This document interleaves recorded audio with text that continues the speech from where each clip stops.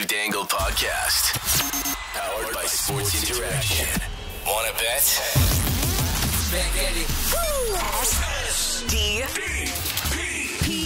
The Steve Dangle Podcast. With your hosts, Steve Dangle, Adam Wilde, and Jesse Blake. Let's go! I'm sorry, what score was it? I think it was 4-1. Hey, and I want to do a little shout out to our Dangle Picks winners here.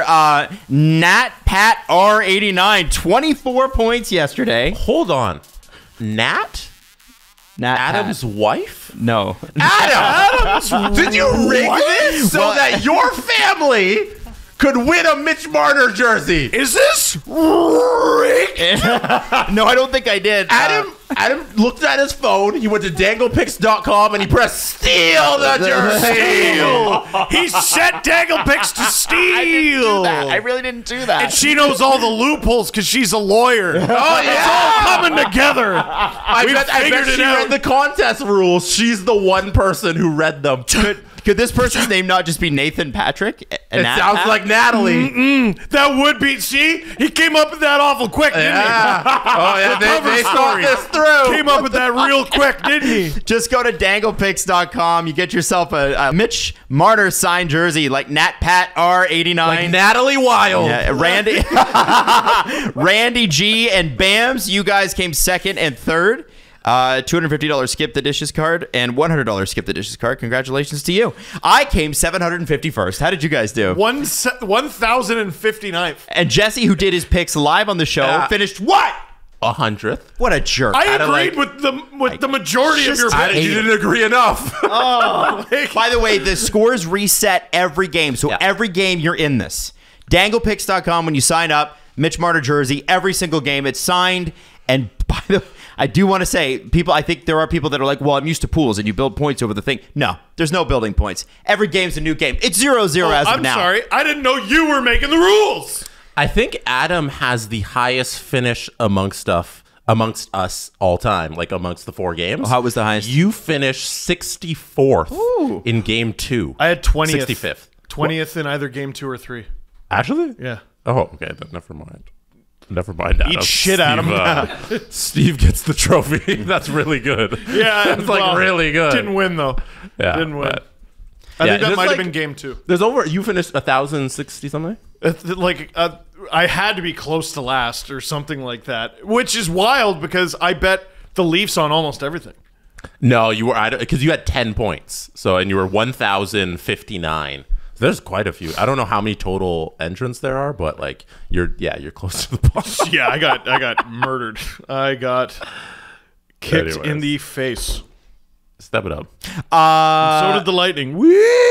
So I want to tell you a quick story, actually. So I'm driving on the 407, and I'm in my big stupid truck. Is that the one you got to pay for? That's the one you got to pay for. Yes. Just figures. like Yeah, but it was rush hour, and I know. was like, you know what? I'll pay the $10. I don't care. No, it's because you have the $10. Some of us don't. So. And he was on the phone on a conference call with Tom Hanks and Beyonce. That's right. That's right. No, so I'm in the truck. Buy that island. Buy it. deserve Tom, it. Do it. Another World War II movie. Let's go. So I'm driving on the 407, and a car pulls alongside me. And usually when that happens, sometimes when you're in a big stupid truck, people don't like you because you're in a big stupid truck. I like that you call it a big stupid truck. It is. It's a big stupid truck. It's stupid. But it actually, when you consider that I have, 3 pets, a kid, and my wife and I, it does sort of make sense after a bit. You know what I mean? But it is big and stupid, and I respect that. But I figured, I'm like, oh no, there's nobody on this road. I could not have cut this person off at, because I never cut anybody off on purpose. Maybe you didn't see them because of your big stupid truck. So that's instantly where my mind went. And I'm bopping away. I'm listening to this, an artist that I really like, Rory Gallagher. I'm just driving, and then he speeds up, and I slow down, and he's in a champagne Lexus. I'm like, oh, this guy is like Kurt from Oakville, and he's going to ream me for daring to cut him off. Oh, you're going to get brake checked. That's what I thought. And I didn't look over. I kept not looking over. And then I see You're doing this? waving. Yeah. As if I can't see them. And I see waving out of the corner of my eye. And I finally fuck, I'm going to look. And I look over, and it's 2 guys about our age. Definitely not Kirk's from Oakville. That's for sure. And they're like, roll it down, roll it down. So I roll down my window, and they're like, go Leafs, go! Woo! I don't know who you are. I don't know where you went after that. But you in the champagne-colored Lexus, thank you so much. You made my day. That was so great. How did they know it was you? I think they just looked at me. Because your truck's like, you can see yourself, your window down. The windows are big, right? Your windows down? No, they saw the world's biggest head and the world's biggest truck. Yeah. Yeah. Like, that guy's compensating for something. Yeah. Oh, wait a sec. I know that douchebag. Oh, my God. That's Adam Wild. So big shout out to them. That was lots of fun to see on the highways. And again, nobody was on them, so it was nice. Before we get into this. Yeah, the exclusive private highways. Something you should know. Rich. Because he's rich. I just feel like dancing throughout the show.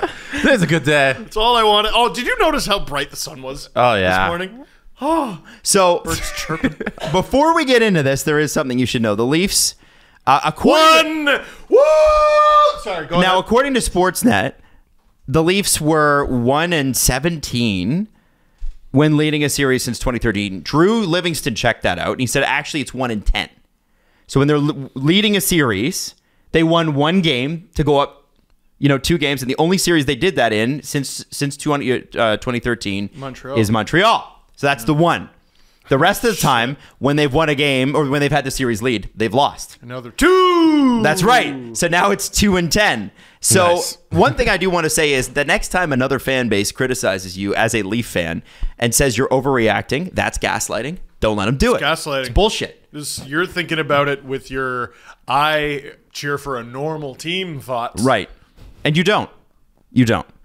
Now, the first period for the Toronto Maple Leafs last night was a biohazard. It was, I would say, for the first 7 minutes until the first penalty was called, nothing happened. Grappling match. Not much. Grappling match that you could tell the Lightning were winning. IMO. Okay. IMO. I thought it was pretty even. It was even. I like that. Now, Yarncroke gets hit from behind. Cirelli is the one that throws the hit at 13:25. And then, the Leafs go on a power play. Go, okay. So even if it's tilted the Islanders, the Lightning's way, well, now we got a penalty. We can take advantage. No. But Morgan Riley has the puck bounce over his stick. Brandon Hagel uses his speed. And Morgan Riley trips him. It leads to a penalty shot, which Sammy stands tall on. Leafs still on the power play. It doesn't amount to anything. No, it was pretty poo. And that is a growing concern for Leaf fans, is a bit of a pooey power play. Well, Nylander. Give it a minute, guys. Nylander then, it's so weird in this series. Like a couple of the plays that I think Lightning's fans would see as the dirtiest, which is the point Riley thing, which got a lot of play. Of course. And then the Nylander-Sergachev thing from last night where Nylander got a trip. And it looked almost like a bit of a slew foot. You remember that? Wasn't it Stamkos? Oh, sorry, Stamkos. Excuse me. I don't know why I said Sergachev. Another member of the top line. I don't know what to call it other than just really stupid. Yeah, that was a stupid penalty. Offensive zone. Yeah. No reason for it. None. What are you doing? And I don't know if I'm jumping ahead, but he paid the price for that, William Nylander. He sure did. If you looked at his time on ice by the end of regulation, it was down near 12 minutes. Yes. And he played a couple minutes in OT, and deservedly so. Like he was bad. The second way, the way that David Kampf specializes in, the best two-way player in the league. Yes. William Nylander doesn't play that second way. There's no defense, and it hasn't been there this entire series. And Sheldon Keefe finally said, "Okay, I'm going to try and do something to just make you smarten up here." See, you're skipping ahead because the second. Well, my thing was 20 seconds in, Kucherov to Killorn. That 20 seconds into that power play, and as you keep saying, we have yet to see a bad Tampa power play. Mm-hmm. Dude, that play is terrifying. It's terrifying. Hedman has it. That's awful. That's awful. And then he gives it to Kucherov. That's awful. Mm-hmm. That's fucking awful. And then he chooses not to shoot it. Oh, that's good. Oh, wait, no. He passes it into the slot. That's fucking awful. Right. And that's because Sammy was out at the top of his crease. In fact, even a little bit further than perhaps maybe you would want him to be. He battled. I don't blame him. I don't blame him either. It's Kucherov. 20,000 people thought Kucherov might shoot it. Yeah. perfectly executed. And also, Killorn hadn't scored in 29 playoff games. Yeah. Get lost. So Get lost. then, as the Leafs love to do and did a couple of times, you get within the last 2 minutes of the period and you go, if they could just hold tight for this, they go into the locker room with, oh shit, the Lightning just scored. And that's literally what happened. 2 minutes to go. I'm even preparing a tweet. I'm like writing a tweet if they could. Well, it's 1-0, throw the period in the trash, whatever. But Lightning goal number 2 comes in like with a minute 33 to go. Kucherov set up to Sergachev. And again, the interesting part about the Sergachev thing is that does he not lose his stick? Be a complete non-factor in the play. Oh, yeah. He lost his stick, and I didn't realize this watching it the first time. He lost his stick because he broke it over Kerfoot. That's right. He cross-checked him. Yeah. And then he goes to the bench, does nothing to the play. Doesn't even gets take the puck, a stride. scores. And I identified it as a problem. Tampa's left side is their strength on D. If Willie is not on the point, like shit on Velcro, they're going to take advantage and they're going to take that shot and they're going to make plays every time. It's Willie again. He had a tough first period. He had a real tough first period. And Sergachev, who, like, the lion-heartedness of the Tampa Bay Lightning, like, I thought he was done. I thought he was done when he blocked that shot, took it right off his knee, gets right back up, fucking scores the goal. And that look on his face, I'm like, Jesus Christ. I don't know how they get these guys out. Yeah. Mm-hmm. On that play, like, he has no semblance of like protect the weak side of the ice, where the puck isn't. Slow to react. Protect that area and find a react. man and make sure that it doesn't get over there for a free shot, and it's disappointing to see. He wants to pick off passes in the middle and start the play up the ice, and the reason he wants to do that is it fucking works. Like, he's seen it work, but Mitch is there quicker. He just reacts to those plays quicker. And even if he can't pick it off or even touch the puck or anything, he's forcing Tampa to make imperfect plays. It's this very subtle difference between the two. Tampa's expected goals in the first period was 97%. Holy shit! What? What does that mean? It means that they probably should have scored more. Probably that the Leafs got away lucky in the first period. Now, Steve, you did tweet at the end of the first. You're like, man, maybe bunting in this lineup for Game 5 wouldn't be the worst thing. You were tweeting it. Well, are we going to have that conversation later or now? Later. But I just thought that's how bad the first was, and we thought that's how bad it would get. Well, and boy, were we wrong. And I was thinking about it from the perspective of like, all right, even if they win, they look awful. Right? Mm-hmm. We'll have that conversation a little later. We will. Second period, good start from the Matthews line. Mitch had a good setup for Austin, like right away. Solid fourth line shift in the second minute. They cycled hard. The Leafs came into the period being outshot 13-5. 3 minutes in, it was 13-9. Hooray! That's a really good start. Better. The shot attempts were so much worse. Matthews takes a shift Nylander shifted up with Matthews and Yarncroke. Sheldon was obviously having to play with the lines here. And here's the thing. They actually got a goal out of it. Justin Hall shoots. They actually are starting to shoot from the point. We saw it with Morgan Riley. We've seen it with Justin Hall. Hall shoots. Achari tips. It's a goal. But I think what we should talk about on that goal is Ryan O'Reilly. With 4 Lightning around him behind the net, he still comes out with the puck. He willed that play to happen. No one has elevated their game more than him. No one on this team has elevated their game more than him. Like, what a warrior. What an absolute warrior. What a perfect acquisition. Remember when we thought their big move was McCabe Lafferty and that would be it? Where would they be? Well, where would they be without Ryan I don't think O'Reilly in this right series. And Achari. Ryan O'Reilly move came first, didn't it? It did. It did. But we thought we were suspecting it was going to be McCabe Lafferty. No, we were like, what are they going to do? Are they going to get... Remember the conversation was, I wonder how they could afford Taves, McCabe. McCabe was always factored into the plans. But it's like, all right, who else do they get off Chicago? Is it going to be Taves? Maybe they're in the Patty Kane sweepstakes. And I'm like, guys, it's going to be McCabe and Lafferty. And that ended up being the case after O'Reilly Achari. Oh my God. A lot of people have had problems with Justin Hall's plus minus because I know he's been on the ice for like 9 goals against or something ridiculous. 11, I think. Is it 11 now? It's really bad. Yeah, but I thought he's played well. I thought a lot of that is he plays a lot of the penalty kill. Like Yep. he is the penalty kill specialist on defense a lot of the time, and that's going to cause you to be on the ice for a lot of goals against when Tampa's penalty power play is so good. And I haven't had a problem with Justin Hall's game. Like I don't think there's a move to put in Liljegren right now. I think there is. I think the problem is that Liljegren doesn't play shorthanded. I think that's the only thing that's not as trusted as Justin Hall. No. And to be honest, my opinion is that Gio Hall got caved last night until the third. No. Until the third. I think they had a bad night, man. Yeah, I think the whole team. I don't think there was enough to warrant taking them out of the lineup. I think That's where I'm saying no. Oh, to. okay. I think the point you're trying to make is, yeah, they were bad. Add it to the list. Right. The Okay. whole Yeah, team yeah. was bad. I don't understand. Like, I don't think you're upgrading by putting Liljegren in there. I think you're taking away some assets that Justin Hall brings. Well, at least you're taking away a coach that trusts. The coach trusts the player. And Right? give John Cooper credit, because he made it feel like Hall and Giordano played every second shift. Like he made it feel like they played way too much, and I think it's just he attacks them. Yep. The line matching is spectacular by John Cooper.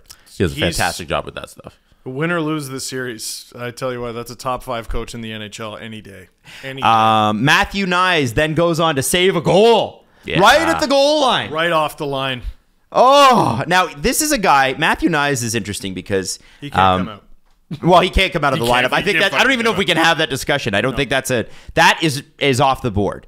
That was the discussion for last episode. Now he's cemented himself. Off the board. Here's the thing about young players, though.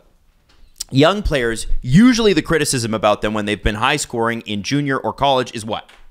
They can't play defense. What's Matthew Nyes do? Fucking surprisingly awesome defense. Responsible. Yeah. Responsible. I thought his offensive game was kind of what's been lacking. His defense has been fantastic. Well, the thing, I feel like he's just itching for a goal. Like it's right there. It just hasn't happened yet. But he's not forcing it. No, he's not. He's not. Some areas. So, and he's adjusting and that sort of thing. But he hasn't been perfect. I also know he's perfect. That's our perfect bad boy. penalties. He's our perfect boy. The stick lift stuff, like he's hitting, what is it, B on the controller? See, you know what's funny? I don't even know what button it is because I never push it because it's the penalty button. I think, is it X? I don't know. I think it's X. I think it is. Yeah. Anyways, he hits that a lot. Mike Stevens, what is it? You fuck. He's gotten way better. He's gotten way better. Poke check. It's the poke check one, isn't it? No, it's the stick lift one. Oh, it's stick lift. Yeah. That's an auto penalty. Okay. By the way, also right after that, Sportsnet had this hilarious graphic where they're like, and Matthew Nyes doesn't like Amalie Arena. And then they have a quote from him, and it's like, because he played there in the Frozen Four, and he's like, it kind of stinks, actually. He hates it. I mean, he lost the biggest game of his college hockey career. I'd hate it too. The biggest game of his life. Yep. Yeah, so far. So far, yeah. Until the next few. Yeah. Until Thursday. Yeah. Thursday, yeah. So then we get a Victor Hedman penalty. And what's interesting about the playoffs is you can punch a guy in the back of the head once. You can do it twice. You can do it 3 times. But on the 10th time, normally they're going to call it. And what was great about Hedman is how angry he got about it. Because he knew. He was like, what? What did I do? I only hit him in the back of the head 10 times. So I don't have a problem with the Lightning mouthing off. They mouth off all the time. But when Keefe does it and Bunting does it and the Leafs do it, they're whiny pants shitting babies. And when the Lightning do it, which is fucking always, they're just a savvy team of Well, that's because gritty they've won NHL something, veterans. though. If the Leafs had won something, we might be talking about it differently. Right, but you're taking history into account and everything, and I suppose that matters. But in a vacuum, they do the exact same shit. Mm-hmm. These guys are yapping after everything. Sergachev having the balls in overtime. I know we're skipping ahead. Don't even. Do you remember when John Cooper pooped his pants after Nazem Kadri scored that OT winning goal?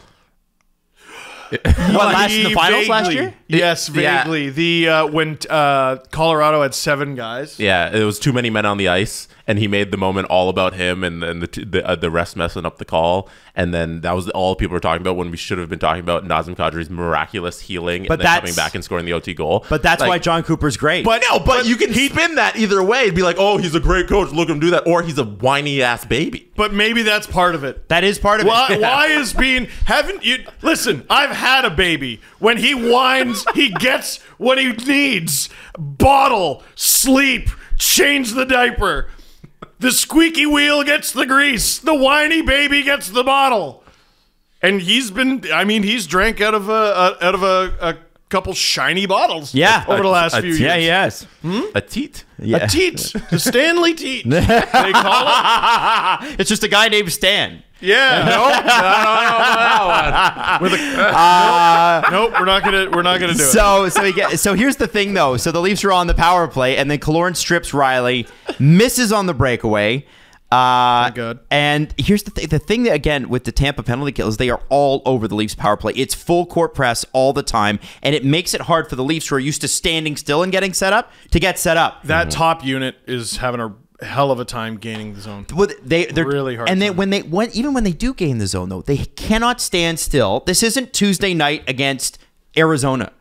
This is Monday night against Tampa in the playoffs. You have to move. Move your feet. What'd you say about Willie in the video? Move your feet. Good things happen when you move your feet. So Mitch Marner, who's got all the talent and all the ability to do it, Matthews, Nylander, those guys who are setting up the play, Morgan Riley as well. You can't stand and look. You got to be moving and looking because they're not going to stop. And they're pushing the Leafs power play away. It should be one of Toronto's weapons, and it just hasn't been in the way you would have hoped thus far in this game. Crazy aggressive. Crazy aggressive. On the 3-1 Lightning goal, Hedman, of course, comes out of the box, shoots, Stamkos tips, fucking goal. Off his leg. He didn't even know where it was. It was a very Lightning Stanley Cup goal. You know what I mean? It was just like that's okay. a playoff team. Okay. When I saw that go in, I'm like, yeah, I don't think they're winning this game. It wasn't the 4-1 goal. It was. I'm like, okay, and they're getting bounces. What do you think of the micro slow-mo videos of Stamkos moving his foot slightly so that the puck was directed? People, stop. Stop it. Stop it. He did that on purpose. Yeah. Well, you know what? If he did, nobody could have caught it but Twitter. So if it passes the refs and the situation room and the coaches and most of the players and the fans in the arena, you got to give it to him. It's allowed. Distinct kicking motion. Like, listen, I don't know what it means either, but I know it's not that. Now, at this point, William Nylander is having a really bad game and isn't playing much. And the screenshot I'm about to show you comes from producer Drew's Twitter, who loves to be a troll. And this is William Nylander. This is a microcosm of his game. Matthews is open and with his stick up. And Nylander, I believe in that play, does a back pass. Oh, no, he shoots it. Oh, he shot. Yeah, no. So he's got 3 guys in front of him, and Matthews is wide open. I lost it. Did you guys yell at your TV? I guess Matthews, I missed it. I wish we could play the video, but Matthews is just waving the stick in the air for like 10 seconds, and Willie shoots it.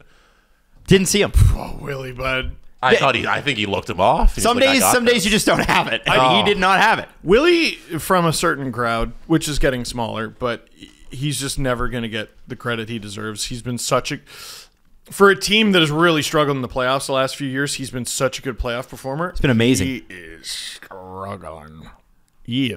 Well, outside of a few plays, like the one where he held it for a long time, and that was when in the comeback.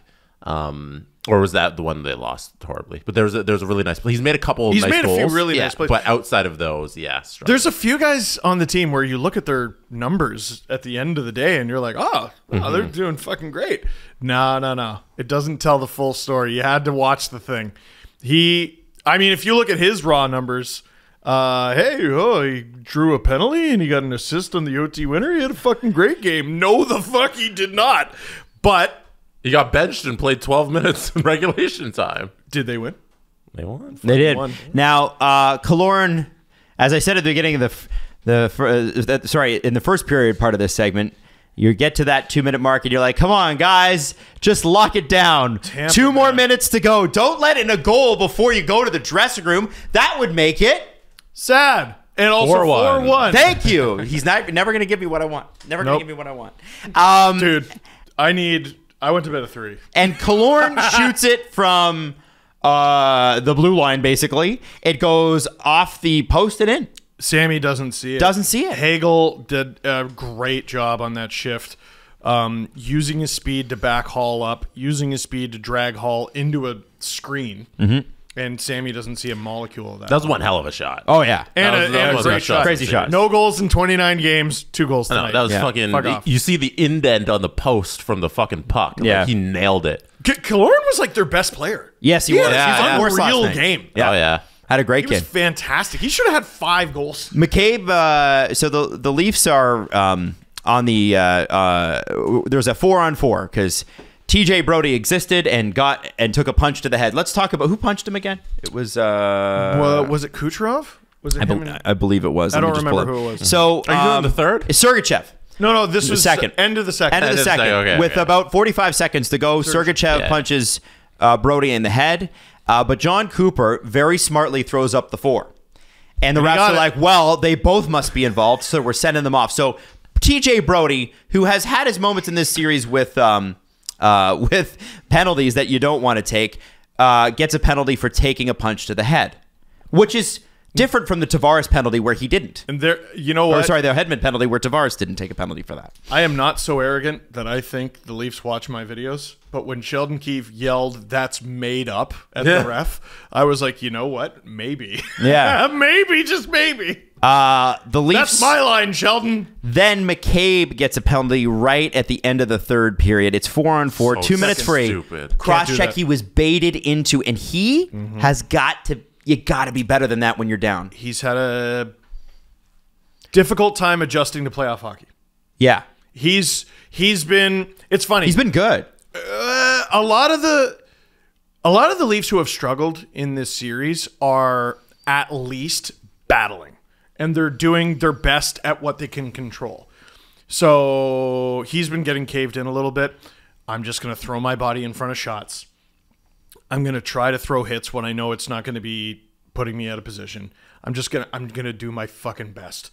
But he's been doing a little bit too much surviving and not enough thriving. And then he takes that penalty. And I mean, Tampa scores on that power play. It's over. The game's over. Well, the Leafs had to go into the third with Brody and McCabe in the box, down 4-3 on a 4-on-3 power play. That now at the end of the But second thank period. God they have. Well, hold on, we're not going into the third yet. William Hall. Oh, yeah. All right. Yeah. It's weird. Justin Hall defense here. So, obviously, the ozone entries are an issue. Offensive zone pressure is an issue. Why the Lightning PK is eating the Leafs power play alive is an issue. You're letting 2 goals in within 2 minutes at the end of each period. It's the kind of shit that makes it hard to take to the dressing room. But the Leafs can take a couple things away. And I think Sheldon said it after the game in the press conference about the second period. He said, we played better. We just did not get a great result. Sort of what John Cooper said after game 3. They outshot Tampa 14-7. In the second period? Yeah. That's mind-blowing to me. That's mind-blowing to me. Tom Lecision said that Justin Hall shouldn't take another shift after in the series. Have you noticed how little I tweet during games? Yeah. Oh, yeah. Well, listen, I don't blame. Yeah, emotions are high. One thing I want to say during the thing is that, you know, I have both streams on, and when I have Sportsnet on, I want to hear what they're gonna what the analysts are gonna say. Elliot Friedman said, "Listen, you don't have to win this game, but you have to get the core 4 going. Yeah. You got to core get them 4 going. going. They've been smothered the last 2 games," to quote him. See, that's what an analyst says. And then did you say? There's a dude who runs off of feelings. Uh-huh. And I said what I said heading into the third period of game 1. Because I'm trying to get people to stay and watch. Mm-hmm. Right? They're down 4-1. They're getting killed. I'm not looking forward to streaming the third period. It's going to be a long, drawn-out death. That's what it was in game 1. Mm-hmm. But what I said heading into that period, and I ended up misleading people, unfortunately, was stay tuned because you're either going to get a magical Disney comeback or, at very least, you'll see some rough stuff. Some big hits, some fights. Game 1 had none of that shit. Mm-hmm. None of it. Game 2, when Tampa was in the same position, rough stuff. Mm-hmm. It's knowing how to lose is almost a skill. Well, in the these playoffs it is, situations. because you're playing them the next night. You're gonna lose, right? Sometimes. So, again, I said, folks, I know what I said last time. You're either going to see some rough stuff or a magical comeback. That's my throw to you, Adam. Lyle. Can you do the Brandon Hagel thing before you go back to Adam? This is what I was waiting for. You ever see that clip of the ice cream taste tester? That top note, that No. cream. I've That never seen Oh, it was delicious. Brandon Hagel said Thank you. at intermission he wasn't surprised to have the Leafs up to have the Lightning up 4-1 because he thought they should have had that result last time. He's not surprised. Mm-hmm. I said, you're not that guy. You're not that guy, pal. Trust me. I know you're not Nate Diaz. Don't give me that I'm not surprised motherfucker shit. Brandon. Cutting another promo on Brandon. That was the tone. Although, if you're the Lightning, that's the attitude you want your players to have. What do you want him to say? Yeah. There's a difference between confidence and mission accomplished. Oh. And the tone to me was mission accomplished. You thought he was Tom Cruise and Top Gun. And you're not that guy, pal. Trust me. Absolutely. So, third period, Leafs start shorthanded, but they kill it off. Almost immediately, Tavares and TJ Brody out of the box now, get a couple shots in tight, almost score. And it's sort of the energy that the Leafs needed from the jump, but then things start to even out and nothing really happens. But then what happens, Adam? Then what happens? you're thinking, okay, like we at least need the core four. Please, somebody get something going. And Austin Matthews gets his second goal of the playoffs. Shout out to Sheldon Keefe, who it's funny. He used the blender to such effectiveness down the stretch. And the playoffs start, and he's like, nah, I don't like this toy anymore. And he just stopped using it. He stopped going to it, except for like very special situations. Third period, he gets out Nylander with Marner and Matthews. Mm-hmm. And why not? You got to get the core four going. Mitch is the fixer. Anytime anyone's cold, give him a little bit of Dr. Mitch. That's what Sheldon... That's a good point. Sheldon always does it, and he's right. Like, I think we all agree Matthews is the superstar goal scorer, top center on the team. Mitch is the fixer. There was an unreal play in the neutral zone. I think it was Morgan Riley. Mm-hmm. Great spin, backhand pass. The sort of pass you're probably not going to see it most times during the game, but when you're down 3 goals, why not fill your boots? I think it was Mitch first. Mm-hmm. Or no, was it Willie first? Then to Mitch. Yes. Then to Austin. Streaking with speed. Rips it. The sort of opportunity you can't buy in the Stanley Cup playoffs. It hasn't been there. Matthews has had it maybe once, maybe twice in this series. And they're not all going to go in, too. That's why those chances are so precious. And that's why you need to generate them. You give Matthews 5 of those, he's scoring 1. Mm-hmm. That is my guarantee. He hasn't had enough to guarantee. And that's a big player coming up in a big moment. And I tell you what, the chat on the streams was all over him. Really? All over him. Because, dude, Killorn, Hedman, Point, they're all guys who elevate their game come playoff time. Tampa was dog shit for 2.5 months. Dog shit. And we all just sort of went, yeah. But they're Tampa. And we know we're seeing them at like 70%, maybe. And they elevate, and when they hit that 105, 110% range, there's barely anybody in the league who can even hold a candle to them. Matthews elevated his game in the final 10 games of the season. One of the best players in the league during that stretch. You need more. You need even more than that. And 3 minutes later, they got it. He turned into a ghost. The best goal scorers turn into a ghost. They make you forget they exist. And I'm thrilled. The greatest of all time at that is Brett Hall.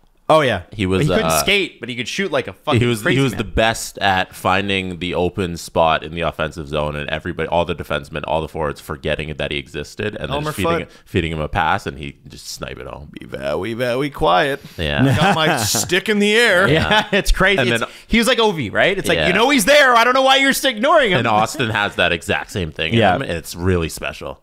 So 3 minutes those later, standing benches you can just sit down on. Like, we got to give Ovi one of those. Like, there's no reason to make him stand like on the power. Just let him sit, let him rest, get up when there's a pass, and just bomb it. Adam, can I talk about the next thing, or am I allowed to? go ahead. Well, I'm thrilled that the Lightning. I don't know if they traded for us or signed Ian Cole, but I'm thrilled that he's playing in this series. As a Leaf fan, I couldn't be more thrilled that Ian Cole is a member of the Tampa Bay Lightning. I think Ian Cole is just. I think he's a third pair NHL defenseman, and the Lightning didn't used to have those. Right. Like, I'm trying to think of their 6 from last year. Their left side was Hedman, McDonough, Sergachev. What kind of goofy bullshit is that? What is that? Mm-hmm. And Cernak, I think, noted Alan Walsh client Jan Ruda. Yeah. And was it Bogosian? Probably Bogosian, yeah. Or was it Cal Foote? Might have been both. They would have flipped in. I think we saw Cal I think Foote. it was Zach. I think it was Bogo. So that's like, so they only had one third pair defenseman. There are some teams that have 6. Luke Shen. You know, yeah. Oh, yeah, Luke Shen. Yeah, a little bit. Well, listen, Ian Cole takes down Noel Achari. It's a penalty. Mm-hmm. And it's an obvious penalty. It's not like, when you look at that one, it's just weird that they would do that. Well, actually, it was him. What told the story to me, camera goes right to John Cooper, didn't say shit. If he's speechless when his team takes a penalty in the third period, yeah, they did that shit. And in my notes, I say the Leafs must score here. And who scores? Austin fucking Matthews, baby. Austin fucking Matthews just does a little loop of the net. Mm-hmm. And it's funny. I called this right from game 1. This posting up in front of Vasilevsky. It's not quite working. Derek Lalonde, who we'll get to a little later, talked about Vasilevsky's difficulty tracking pucks, but the Lightning play in a way, and he's so big. Well, you can bring it up now. Lalonde, because we can't play because it's from Sportsnet. Right. But Lalonde basically says that they did a study and Vasilevsky's puck tracking is one of his weaknesses. From the point, yeah. And, I think analytically speaking, you'd be happy to take on a goalie whose one weakness is shots from the point. Those are low percentage shots. You probably look at that and go, we can fix that with systems. We can fix that with clearing rebounds. Mm-hmm. Maybe and strong defense, which they have. Yeah, and he's big as shit. So, he'll stop a bunch of pucks by accident, and we just got to clear the rebound, right? But posting up and getting into those stationary battles with the Lightning, it's been difficult to come by goals. They've gotten a handful, but they've been difficult to come by. The execution for Matthews to just do a casual public skate loop and tip that thing mid-flight, that's an elite player doing elite shit at an elite moment. And everyone was screaming for this guy to elevate his game. 2 goals in 3 minutes. I think you had the penalties wrong, because the penalty in the was third Bogosian. is Zach Bogosian hooking on Alex Kerfoot. So okay, there was something with Ian Cole though. I know that. It's not a penalty. That's the only penalty in the third period is Bogosian hooking on Kerfoot. Maybe you're thinking because Ian Cole was. Oh yeah, how could Ian Cole have taken the penalty? He was on the ice for the second. Maybe that's what you're goal. thinking of. Well, might have been it. Yeah. Whatever it was dead to rights. Whatever I need to say is that Ian Cole is trash. He is turnip. He's tree. back. He's fine. No, he's not. Come on, he's Shelby had a bad Bill. series. Yeah. So I think that so the kind of going forward there, Austin Matthews scores, and now we got a game. And it's funny, right before that, like the commercial break before that, Steve's on the stream and he's talking about. You took a question from Austin Matthews about Austin Matthews, and Can you imagine? Should he be? What should I do next, Steve? Should he be scoring more? And you were saying that you needed more from his teammates to help him get into the position to score. And Find him. That's an elite. well, in the finisher. Willie freeze frame, it's like perfect example of And that. they got him going. Like that's what everybody's been asking for, and like Austin Matthews showing up. Those are probably the two biggest goals of his career. Yeah. Those two leading that comeback. I can't name anything bigger than that. Maybe last year the winner in Game 5. Yeah, but it didn't lead to anything. Unfortunately not. No. You know, So we'll see if this one does. This leads to the 4-1 comeback. This leads to potentially closing it out on Thursday. I don't know. Let's see what happens there. But those are two biggest goals of his career so far. Willie with a bit of redemption there as well. That's his second assist. Really, really good play and very William Nylander. You're starting to see him come back. Also, 3 assists. What the fuck? late in the period, and this is the third period, Matthew Nyes takes a shift with William Nylander and Austin Matthews. Really good activations off the boards, right in there around the net, getting things going, and we've got 4 minutes left to go. Morgan Rielly scores in a bananas play.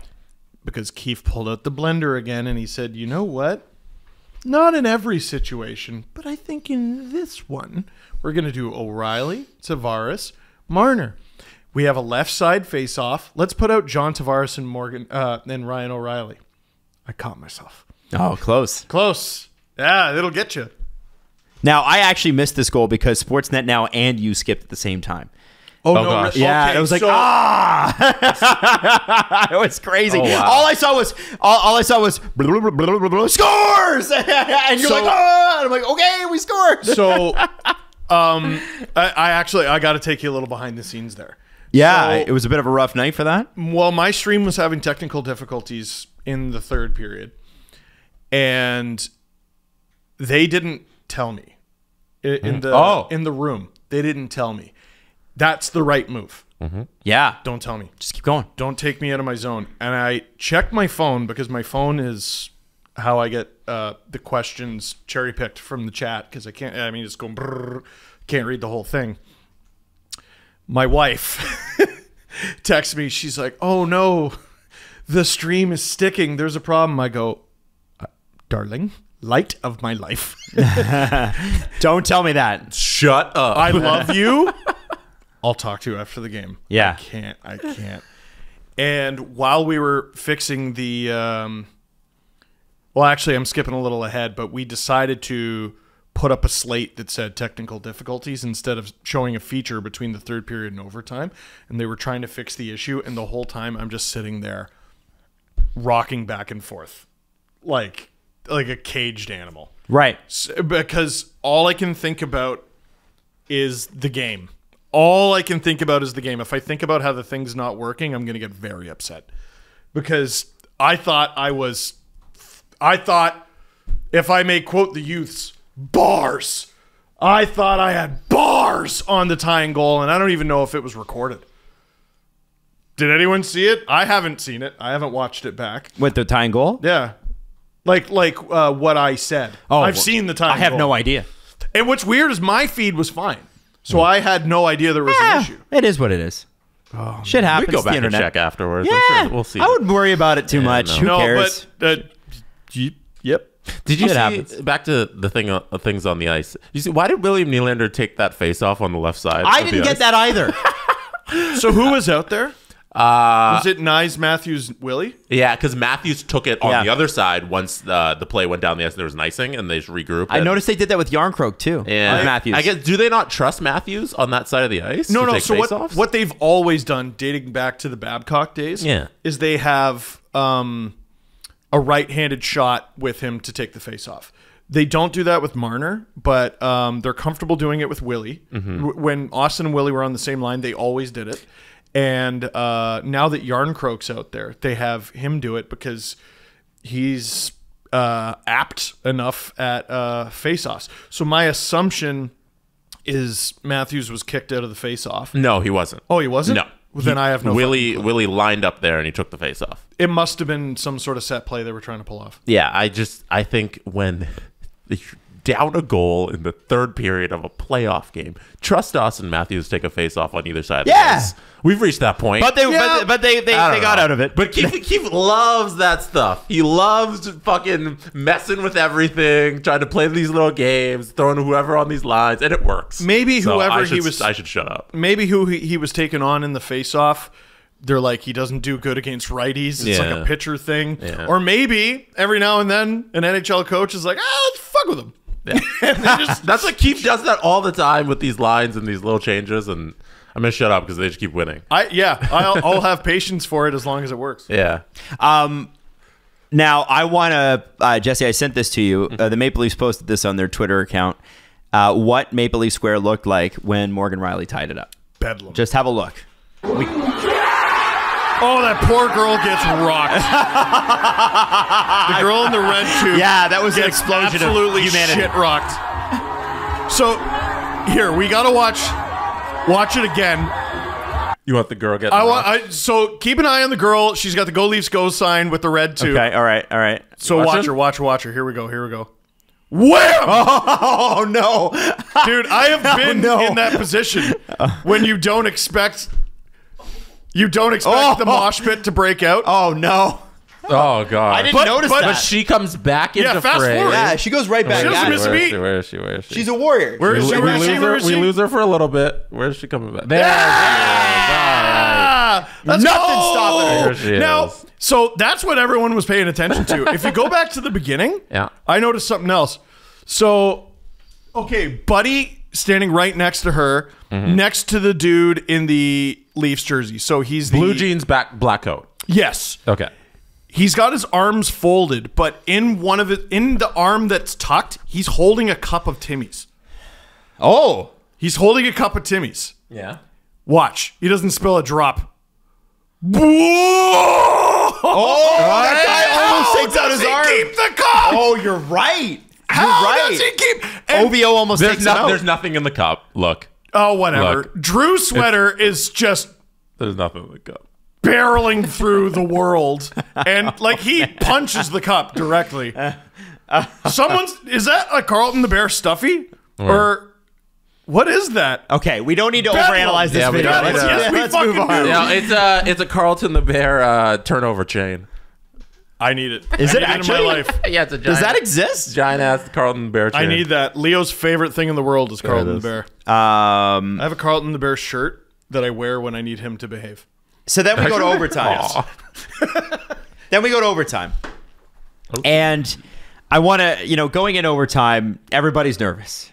No. Everybody's feel like, because here's the thing, as a Leaf fan, you enjoyed that comeback, but you also know what it's like to be a Leaf fan. Mm-hmm. And this could still easily go Tampa's way, and then the comeback didn't matter. Do you remember that really super cool comeback that Toronto had against Columbus in 2020? In the bubble, yeah. Yeah, it was crazy. And they won that game, but then they lost the series. And I was sad about it. Yeah, they had the worst Game 5 ever. So no one talks about it because it's not worth revisiting. It sucks because you know the outcome, right? Now, so I'm in this one, I'm going in, so I'm like, please at least in this period, come out strong. That was the last time, by the way, they had come back from 3 goals down in playoff history. Can you name the other 2 times? The Leafs? Yeah. They've done it 4 times in their history. No, I can't. They've come back from 3 goals down in a playoff game. One was last night. One was Columbus. And then there was 2 more times versus the same team. One was a 5-4 OT win. The other was a 4-3 OT win. In the Stanley Cup final. Oh, God. Oh, well. Yeah. So the Cup final one, I don't know. That was Detroit? Was it against Detroit? Oh, there you go. Well, wow. Because I feel like at least one of their ones in the 60s was against Detroit. Also, there's only 5 teams. There it is. Label those. Yeah, you should put like emojis over the buttons. Yeah, I haven't gotten there yet. Calm down. What's he been doing? The other one was Detroit 1936. Get it? 36? 1936, April 9th, 1936. In the Stanley Cup final, the Leafs came back from 3 goals down to win 4-3 in overtime. The other time was 1993 versus the Detroit Red Wings. Oh! They also came back from a they won in overtime 5-4. That was the North Division semifinals. Is that the Borchevsky goal? It was the Borchevsky series. Sorry, Yeah. Norris Division semifinals. Yeah, and Detroit was a really good team that year. They thought yeah. they were going to win the cup. Leafs should not have won that series. Yeah, no, but they did. Shut up. They won. They won. So then we go into overtime, and you're just begging that they come out flying, and the Leafs did, and that's what leads directly to something you never see. Although we did see it twice, once in 2 different games yesterday. We saw a penalty in overtime in Vegas, Winnipeg, and we saw a penalty in overtime Toronto and Tampa. And what the guy that's been the one that in everybody's doghouse all game long, William Nylander, is the one that draws it. But why? Why was he able to do that? Move those feet. And I mean, you have to call that. They're only gonna call a penalty in overtime if you force them. Like, it's egregious. It's egregious. Like, they don't want to call a penalty because they don't want to have an impact on the game. That's one of those ones that's so severe, you have an undoubted impact on the game by not calling it. William Nylander's got the game on his stick there. If without Sergachev, he gets that shot off, that might have been game right there. He's got an imminent scoring chance, and he's taken down at the legs by a defender. You have to call that every time. Every single time. If it happened, if the Leafs did it, you'd have to call it. You have to call it every time. It's dead to rights. And it's huge because it's Sergachev. Yeah. And it's Sergachev. And that's crazy. Now, there were some crazy chances on this power play. I think it was their best power play before the goal since game 2. Like, they had since they left Toronto, they've not really had a great power play. It's funny. I feel like their best power plays are the ones that don't get to the second unit. Yeah. And, I meant game 2. Game 2. Oh, right. But Willie sets up this goal. He draws the penalty. He sets up the goal. Kerfoot. Give and go with Giordano. Yeah. And here's the thing. If I were to tell you that Sheldon Keefe was going to go with Nyes, Yarncroke, Kerfoot, Hall, and Gio, and that is the line that scores the goal in overtime, you would have been like, I can't believe he's putting that line out there in overtime. That's a fireable offense. Noted net front presence, Alex Kerfoot. You gonna apologize? You apologize? He was great. For calling That was a great goal. useless for 82 games. I don't think that's what I said. I believe you said he was useless. You said useless ass Kerfoot. Wow. Okay, I am heard it. not Jake Beliefs, who I think may have actually said that. But I do have to apologize. There you go. Because at the trade deadline, I talked about we were talking about hypotheticals. And we talked about if the Leafs were to lose in the first round. You can't put any blame on Dubas because he did this, he did that, and he pulled out all the stops. Well, not quite all of them. Because they still had that void on the left wing. Now, remember, we hadn't seen a second of Matthew Nyes in the NHL. It's a complete mystery box. We have no idea. We don't know Bunting is getting suspended. And Kerfoot was still semi-regularly playing top 6 minutes. And I wanted to stick up for Kyle, but I'm like, that's inexcusable. That's indefensible. It was the worst thing in the world in your mind. I was upset about it. Yeah. Yeah. And Kerfoot scores the biggest goal for the Leafs in these playoffs. Maybe. And I mean, they've scored so many fucking unbelievable goals. 2 overtime winners in the same series. When was the last time they had 2 OT winners in the same series? I don't know. Washington, I think. I'm It was very Washington. happy that wasn't the move at the trade deadline to dump Kerfoot and try and get some more salary. Well, space. especially It wasn't now. even about dumping him. It was about push him down the lineup, which I thought would have been the move. And they couldn't even do that. And they just choose to keep him, and they love him for a reason. And it wasn't just the tip. An amazing tip. If you go and look, as soon as Gio flexes that he's about to shoot, Kerfoot, like, just very subtly just takes this little bunny hop right into Vasilevsky's line of vision. And he's doing the meerkat all game. He's doing the meerkat poking up out of his little hole. And I think if this shot gets through, there's a chance it would have gone in anyway. Yep. He didn't see this thing, and it's because of Kerfoot. Perfect screen, no defenders on him at all, and he gets the beauty tip off the bar too. And that fucking thing, it hits the bar and like skirts the line for a few inches too, and you're like, you rotten bastard, get in that friggin' net! And it did. And my head still hurts. And by the way, quick correction on this: Yarncroke was not on the ice. It was Nice Kerfoot Willie, I believe. That's what it was. I thought it was Yarncroke. Oh, well, Willie was definitely on. Willie was on the ice. He set it up. So it doesn't matter. Nyes was out there too. I want to send, there's a couple of people that have just the enormous passion. So Jesse, first off, I want to play what happened with Maple Leaf Square when the puck went in. We'll see if the Tim Hortons Cup and the poor girl in the red hat survive. So I've got it there. I just sent it to you over text. And then I'm going to follow it up with the one we already did. No, it's a new one. This is the overtime goal. Oh, you want to? Yeah, I just want to. You want to play it again? All right. Sid Sixero was on one this morning. Was he? What was he saying? Breakfast television. What was he saying? Oh, he was just showing all the fan reactions. Oh, it's amazing. There was a couple. Are you bringing up the couple? No. There was Go ahead. a man and a woman, and the dude was a Leaf fan, and the woman was a Lightning fan. Oh, and she was like mad at him. Yeah, well, he gives her a kiss and goes, "I love you," and she just goes, "No." Yeah. Pete Blackburn, I think, tweeted that clip out, and he's like, he got to enjoy that for all of 5 seconds. On the ice, by the way, was Willie, Kerfoot, Gio, Nyes, Yarncroke. It was Yarncroke. Okay. There you go. And then this is the madness at Maple Leaf Square when... all right, Red Hat. Watch How the Red Hat. about Red Hat holding her ground? She's still there. And they don't run her over this time. That was nice. That was nice. Yeah. I mean, she's working through that mosh pit pretty well. Nice. The these two people hugging? Oh, my gosh. Right there. That That's is love. so sincere. Oh, my gosh. Look at, oh my God. Who's crowd surfing?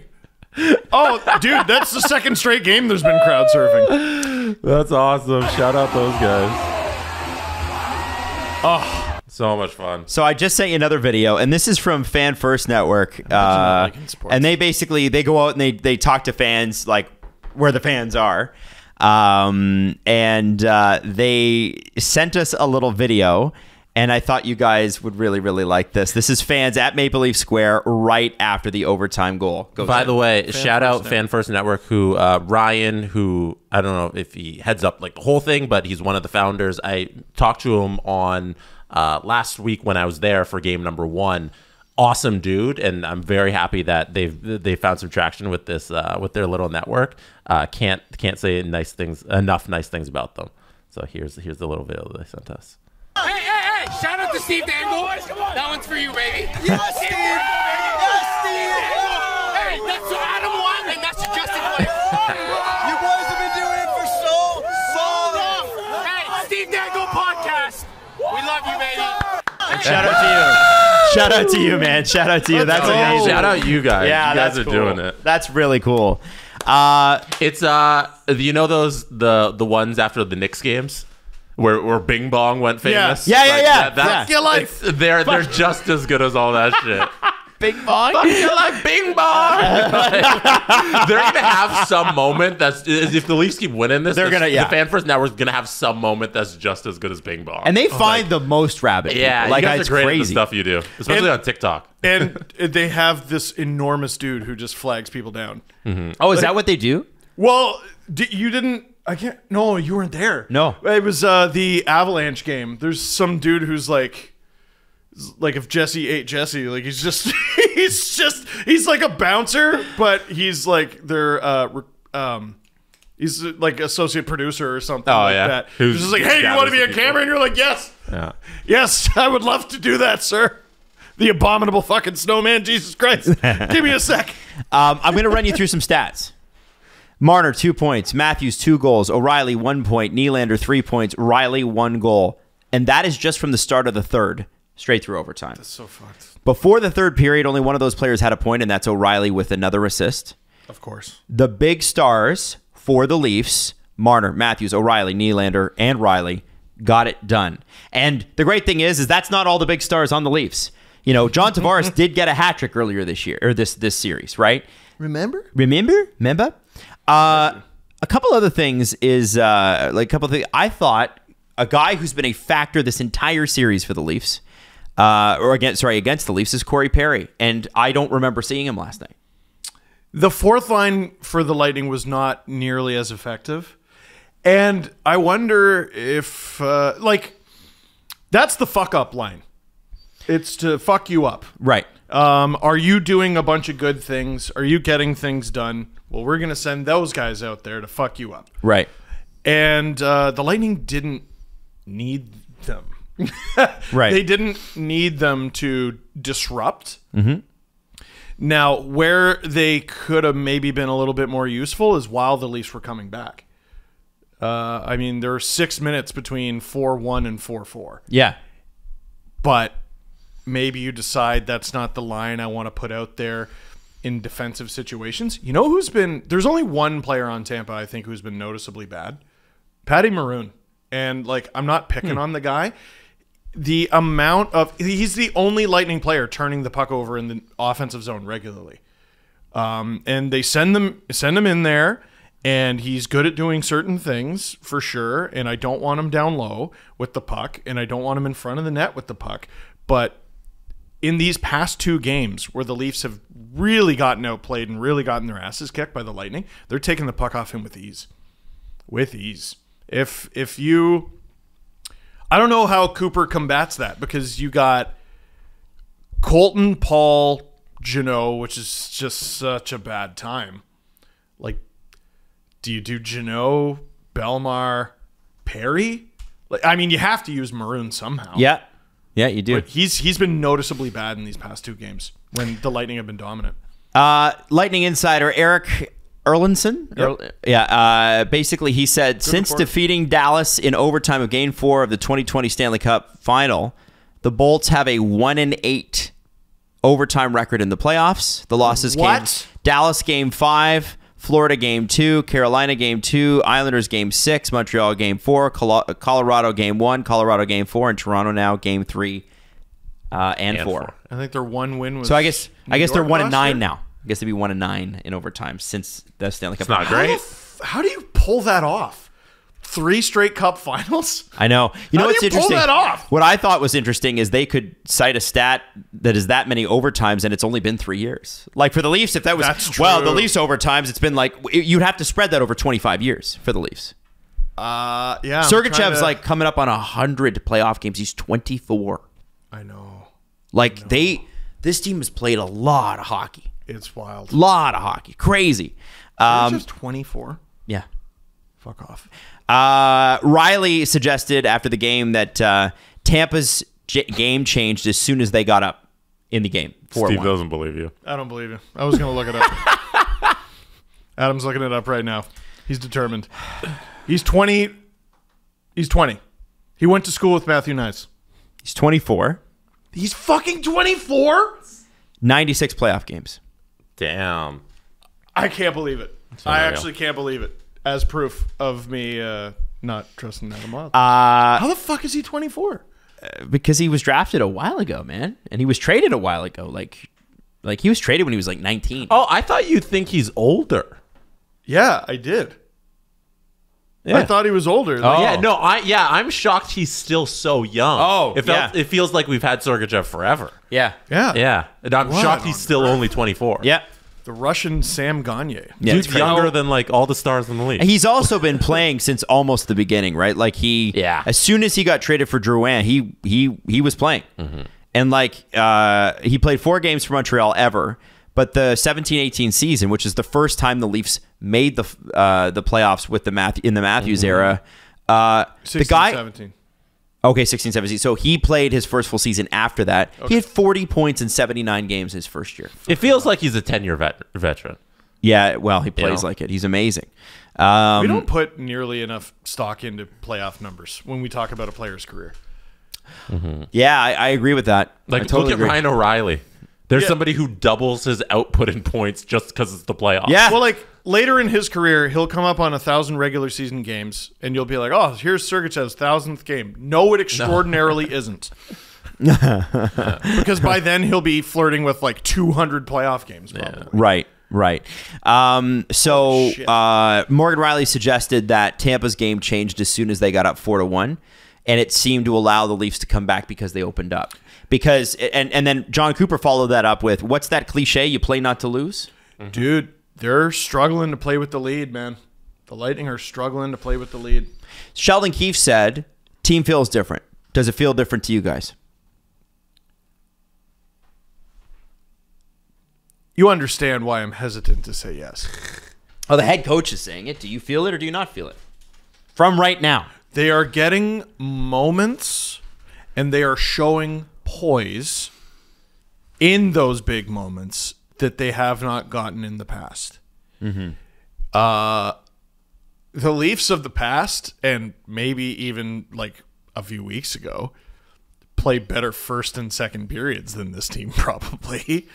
But the third period, they just work. They just do the right things until the right things happen for them. And they do those until they get a break. And then all of a sudden that break leads to momentum. And then all of a sudden you've taken over the game. That's what happened last night, right? It wasn't just waiting on a handful of flukes. They took it. They took it from the Lightning. You know, you're not just... You can look at Game 3 and go, boy, they got fucking lucky. They got 6 shots. Yep.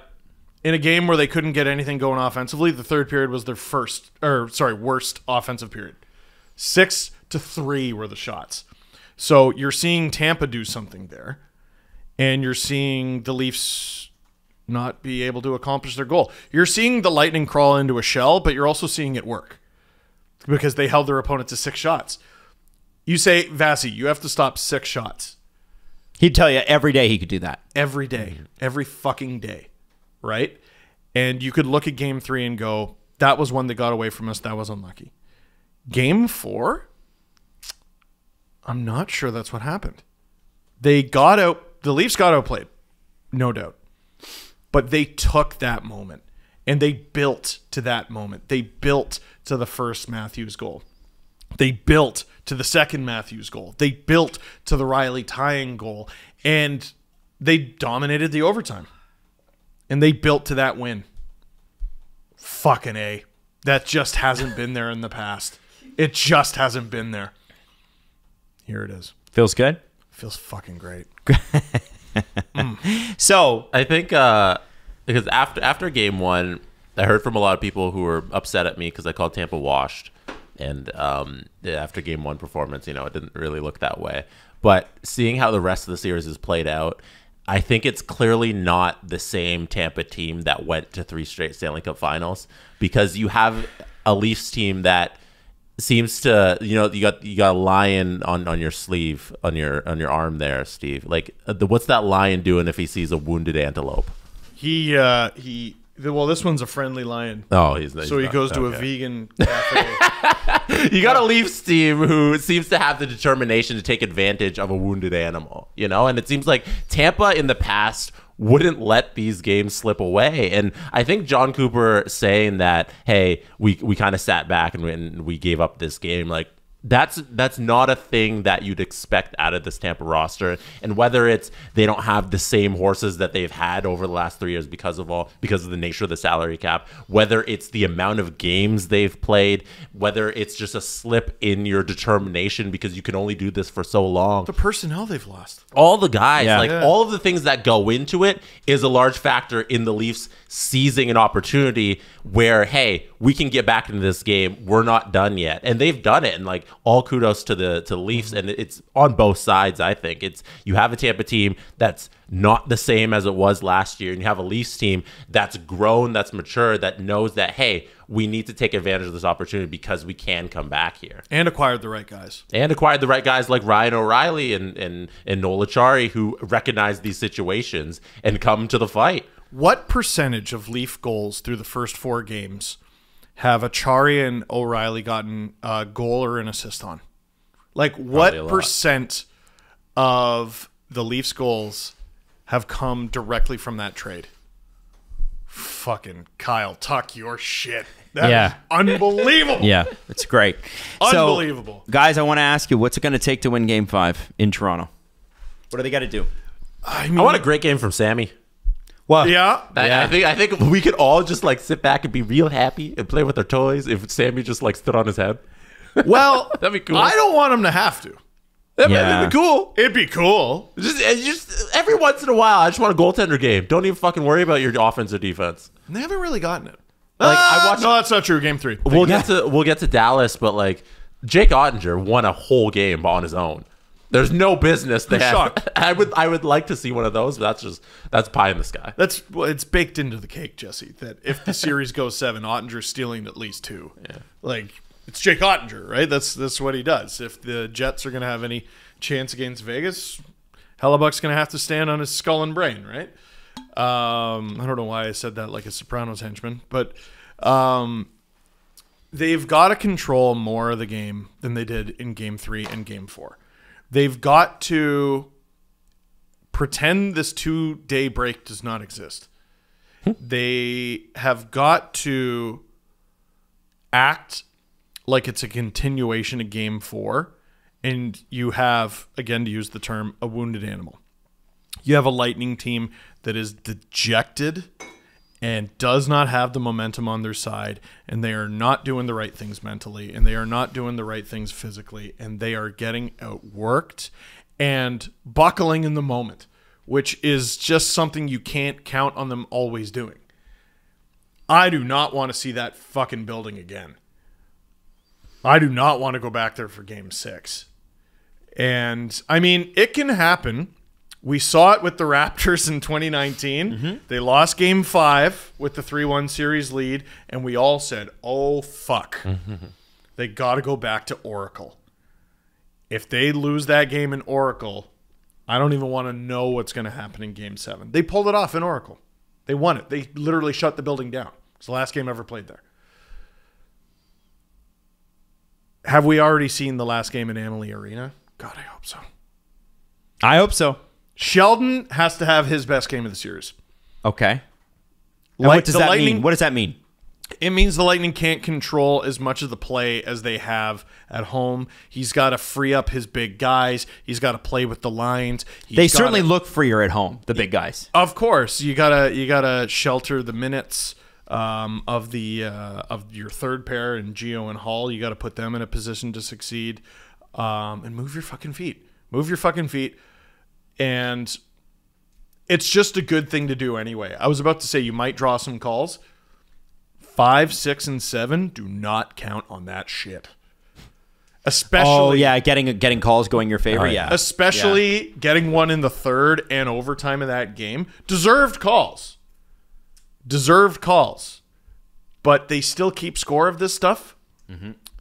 Do not count on the power play existing in Game 5, 6, and 7. You can't. So you have to do better at 5-on-5. We talked about the power play being a potential liability heading into the series. It's the only reason they're still in it, right? You got to be better at 5-on-5. Yeah. I think they do it in 6. I think the moment might be a little too big on Thursday. We'll see. I'm rooting for them to win, obviously, but I look at how Colorado had the opportunity up 3-1 last year versus Tampa, and Tampa went into Denver and was like, "We're not going home," and then Colorado had to be like, "Okay, deep breaths, everybody. Let's go back to Amalie and take care of business." And I think it plays out something similar like that. I kind of wonder if the 2-day break helps the Leafs because. Listen, I've been nervous and everything, and I've been wired, and I just feel like that doesn't last 48 hours. Like, there's some point your brain goes, all right, like the danger's not coming. You know what I mean? That's your fight or flight response goes, maybe the big scary monster isn't about to pounce out of the trees, and everything is fine. The other thing that I think works potentially in the Leafs' advantage, Sheldon Keefe talked about there being several game time decisions in the lineup. Now, that could be a coach being a silly goose and a big liar. That was weird. I think he was telling the truth, and I think my little theory is I think a bug is going through the team. They have been uncharacteristically shit. And they've been able to turn it on for brief sprints. But they've been uncharacteristically... This is based on any information? No. It's based on conversations I've had, and we're all just guessing.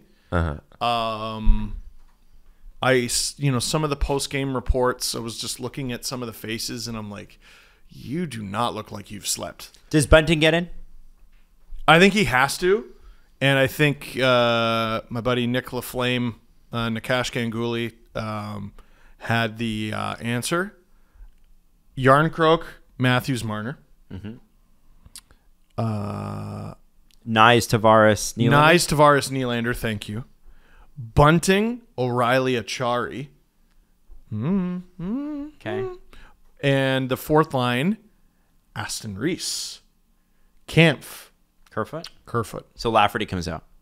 Lafferty comes out. Haven't seen a lot from Lafferty this series, to be honest. No, and you He's get been fine. He's been you fine. get tunnel vision sometimes, Yeah. and I've been thinking, okay, if Bunting's going to get in and you want to keep Nyes in, that means Aston Reese has to come out. No, it doesn't. And again, damn, there's another benefit of having Alexander Kerfoot on your team is the dude plays all three forward positions. You could also... I was Regular going to season. say you could have one of Bunting or Aston Reese on the right, but I don't think either of them have played the right this season. Regular season me would be like, I want him to earn it back by going through the fourth line and the third line, but they just don't have the time, right? And he is like, listen, we can all be angry or disappointed with Michael Bunting and what he did. The reality is the guy's a 50-point player. In 160-something games at the Leafs, he has over 100 points. He's 23 goal scorer this year. That's no joke, man. And when he's at his best, he is a pest. And that's the kind of guy that when you play with O'Reilly and Achari, I hate to split up the Nyes O'Reilly Achari line because that's been really, really good. I got a fun one. Bring some speed, though. What if you swap Yarncroke and Bunting? What if you give Bunting his top line spot back? I think you're out of your fucking mind. He hasn't learned a thing. I also think you're out of your fucking mind. Yarncroke's also been good. And Yarncroke's been good. Yeah. So, but I was What thinking message you're does that at send? home. I was thinking you're at home. You make a pure shutdown line of Yarncroke, O'Reilly, and I don't think you switch. Achari. But a pure shutdown line, I don't think works against Tampa because it's not that simple. Yeah. And I don't want Sheldon to get caught up in the matchup. Do not let Tampa dictate the game. Especially in the first. Yarncroke can't go anywhere. No, he's got to stay there. Bunting's got to go somewhere else if he comes back in. But Bunting, I also think, should come back in. I think he should. He's not your 13th best forward. I think we're in agreement. That's the struggle. I think we're in agreement he should come back in, and I think we're in agreement he should come back into the bottom six. Yeah, and you can play around. You guys are parents, you know. If your kid messes up and then they want their toy back, you don't give them back right away, right? No. How do you discipline your kid if they want something back after screwing up? You put on Blippi. So I don't. Bunting shouldn't get rewarded with the fucking top six. You know Exactly. Give him the bottom six. 20 minutes ago, Matthew Nyes, this is a quote, Matthew Nyes is certainly not coming out of the lineup. He's done a terrific job for us. He's a guy that definitely has earned his spot and the opportunity to continue to play for us. That is from Leafs coach Sheldon Keefe. There you go. Yeah. So it's probably Laugh. I think it's Lafferty or Aston Reese if it's anybody. And Do you not like Bunting on a fourth line role? Yes, I do. Yeah, Because like I like the top three lines the way they are. Why mess with them? Why are we moving any of those guys for a guy that frankly needs to earn it? Bunting doesn't have his head on straight because the moment's so big and needs to go out in there and fucking headhunt people. So he should be on the fourth line. Yeah. I think we can agree that if the Leafs are going to go on a run here, they need him. Yes. They need him. So, and I think it's important. He's an important enough part of this team that he needs to be a part of this thing that they're trying to do, which is winning a fourth game in a series. Yeah. Also, this is such a good problem. Oh, Like, it's we're an sitting amazing here problem. arguing about they have too many good forwards. We need to fit Michael Bunting, who's probably a top 12 forward in every single all 32 teams lineups. all of them. This All is of a great problem. Top line gets a D zone draw. Yarncroke, Matthews, Marner. Top line gets an O zone draw. Why not try Bunting, Matthews, Marner? You can but you can do it. Yes. It's an option. You could say Tavares, Willie, Matthews. You could say anybody. And just so you Sheldon know, Keefe will. as of right now, according to Mark Masters, who talked to Sheldon Keefe this morning, Sheldon Keefe has not made a decision on Michael Bunting. And I doubt we'll know until game time. Yeah. He's not telling us. Don't show your hand. Yeah. I go back to game 4 and 5. How have they done without him, Michael Bunting? What have they done? They've won 3 straight. I go back to games 4 and 5 of the Leafs-Habs series, and the Leafs win game 4, and they take the 3-1 series lead, and they're coming off a shutout, and they take Dermott out to put Sandin back in. And Sandin had a horrible game 5 and never got it back, and the team never got it back. And I'm certainly not blaming it on Sandin. It was just part of the problem. Now here we are, same situation, similar. I think it's different with a forward coming back in, especially, like, he's not a fringe forward, right? This is a key part of the team. But to get back to the previous conversation of Hall and Liljegren, not a chance. Not a chance. Leave Hall in there. Yeah. Have him figure it out. Oh. Have him figure it out. No, don't fuck with it. Yeah. Don't fuck with it, because Liljegren goes in there, has a bad game. All of a sudden, you're going to Hall for game 6, and you're making the exact same mistake over again. Leave it. Leave it. Don't touch it. Don't touch it. Don't even Pick at it. I'm going to make Hull Army t-shirts. I'm going to lead the Hull Army. There will be you, Cam Sharon, and Kyle Dubas. Kyle Dubas. Ian Tulloch. I think. Ian Tulloch. Well, Ian, of course. I'm not surprised by Ian at all. Oh, yeah. It's just a picture of his face, and he's all happy. I love that. Yeah. I love that. Can we make a T-shirt? I'd buy that. Oh, yeah. Oh, yeah. Oh, that's good. It's great. How All much right. was the OT winner of the cup? Let's talk to Dave about the odds coming up on Thursday night. You can bet that with David Bastel. Brought to you by Sports Interaction. Get in the action and make a play. 19 plus. Please play responsibly. All right, so listen, Dave, I know you want to talk about the Leafs and Lightning, but we just want to say that we have been rooting for the Jets. Rooting for the Jets. Despite what Jesse Pollock does at Maple Leaf Square all the time, trolling Leaf fans. Every time I watch the Jets, it's heartbreaking. We've been there before, and I'm sorry about Game 4, my friend. Yeah, it sucks, man. I just think, based on injuries, based on, only being that goal or two away, it's, you never know, right? Anything can happen, but you kind of want it to split a little bit. I know. It was close. Okay, so let's talk about... Dave, I hope you'd understand that I'm rooting for my bets, so I'm rooting for Vegas. So, nothing wrong with that, man. Nothing wrong. I'm rooting for my friends' You know what? happiness. That's why you're the cool one.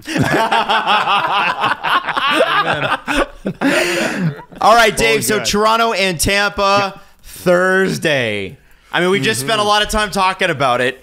So CJ predicted this exact scenario: the Leafs with a 3-1 lead and 2 days off. So what are the odds saying? Because Toronto hasn't been good with the lead in a series before, Hey, you know what? But it's a different team, right? Right now, according to our odds makers, Toronto heavy favorites to clinch this series. For Game 5, it's a 1-6-3 for Tampa Bay, 2-3-2 over under of 6.5 goals as kind of the normal for this series, because we got two high profile offenses and so forth. But I'll go one step further here.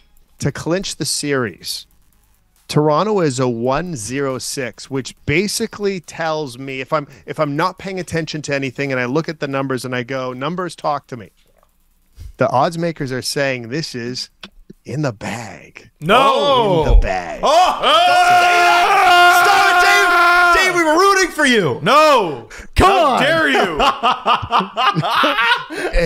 Numbers are always going to be numbers, guys. I'm not counting anything else. And you know what? Different team, different leadership up front. The additions have been very good. Close it out now, right? Knockout punch. I want to see a good first period, by the way. I was disappointed in that first period. Oh, it's bad. Because I'm rooting for them too, right? It's bad. I want to punch in the first. Yeah, that's right. That's right. Thank you. Right in the teeth. Let's go. Dave. Neck. Right in the neck. Dave, also we got to shout out danglepicks.com. Powered by Sports Interaction. Giving away a Mitch Marner jersey. I bet so heavy on the Leafs, and I was like, I did great for sure. I'm like 1,000th. Great job, Steve. You know and get on that jersey, right? I mean, we have a wardrobe full of Mitch Marner autographed jerseys. You should take one too. Yeah, you, the listener. Yes. The viewer. You deserve one. You deserve one. Yes. I'm looking at the. I want to see where I rank. How do you find out where you rank? It's on the leaderboard section. Oh god! Press the little. I'm 751 last game. Yeah, I know. Okay. Well, you're in the top 755. What did you do, Jesse? Okay, let me see. You're 100th. Oh my god, Jesse! You're 100th. Yeah, no, you did really well. Oh, nice. And I made my picks on the show. Do you remember we all went through them? Yeah. That was that game. And I agreed with most of them. How did I get killed? Losers. This sucks. Anyway, listen. There's prizes for the top 3 in every single game. We got another one on Thursday. And listen, here's what I'm hoping for. Well, Steve and Jesse aren't paying attention, Dave. 1,000. What I'm hoping for I'm always listening. is we get to do this season, or we get to do this round 2. That's what I'm hoping for. I want the second round, baby. Let's go. Let's do it. Dave, thanks so much. Guys, it's playoff season. It sure is. You don't want to trim your beard, but you do need to trim down there. What solution might you go to? I don't know. Electricity somehow? Electrocute your balls. Where's he going with that? I think he wants you to electrocute his ball. No, hair I off. hope not. I hope not. No, Manscaped's got a much easier solution, which is the jeez, oh my god. It's the lawnmower, it's the Performance Package 4.0 with the lawnmower 4.0 trimmer. And the LED light. And it's waterproof, so you don't electrocute them. Oh, there we go. Full circle. There it It's is. waterproof. Holy moly. Yeah. Don't forget about electrocute your balls. Don't forget about the Weed Whacker 2.0. It's the ear and nose hair trimmer. Now, I've had to do my nose hairs for a while, but my ear hair, that's new. And I'm now cutting my ear hair. What's coming out? Oh, really? I know. I don't have any gray hair, but I got ear hair. But now I don't. I had boogers show up in my videos a couple times, and now that I've been using the trimmer, no more boogers. No bugs. You, Well, there you go. trim the boogers? I trim the hairs that cling on to the boogers. It's for the hairs, not No, so you but don't the hairs blow your hold nose. the boogers. All right. That's So where listen, the You're supposed boogers to are. still blow your nose. 20% victory off and boogers. free shipping. We can't promise booger free, but almost. Use the promo code DANGLE at manscaped.com. That's 20% off and free shipping with the code DANGLE, DANGLE, at manscaped.com. This year, cheer on the boys with some clean boys. Woo! So it's going to be a bit of a wild schedule now because we've been doing, these guys play this night, these guys play the next, and now that's all about to change. I'm going to run you through the schedule. Tonight, it's Hurricanes, Islanders, Wild Stars, Kings, Oilers. We don't get Panthers or Bruins until Wednesday, when we also get the Kraken and Avalanche, who I want to start with right now. So everybody, I guess, is getting that extra little day. Producer Drew, do we have to? Yeah, I know. So obviously, without Natushkin, it's difficult. But Landeskog. And probably Makar. Well, we'll get to the Makar thing. Seattle opens the scoring though with 2 more goals right in the first, and this time there's no kiss blowing. No, Right? dude? It's a whole team elevating. And you look at Will Borgen and Daniel Sprong. Big time playoff performer Daniel Sprong. Well, this is the thing, right? It's Vegas all over again. We look at the team and we're like, who the fuck? Like, where did this come from? Part of me wonders if the expansion draft is perfect for everyone picked, basically, because I think sometimes players have a difficulty adapting to a 3rd and 4th line role. There's a difference between being the 7th, 8th, 9th best forward on the team and being a suitable 3rd line player. Right. Players in the National Hockey League, the best hockey league in the world, are there because they played in Canada, the U.S., Russia, Czechia, Sweden, Finland, at the elite level, and they were the best players on their teams, right? Will Borgen. If they Yes, Jesse? Will Borgen, he barely got into the Buffalo lineup. Buffalo gets into a bigger role. Daniel Sprong, how many teams has that guy been cast away from? I don't know. A million. I don't even know. Gets into a bigger role. Right.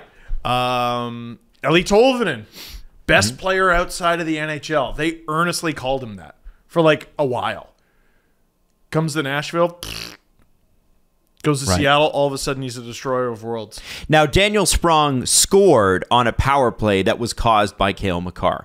This is in the first period, and it's sort of surprising when you see it. I have not seen this yet. You haven't seen this hit yet? No. Okay, Drew sent it to me. so Jared McCann is And- out for next game already.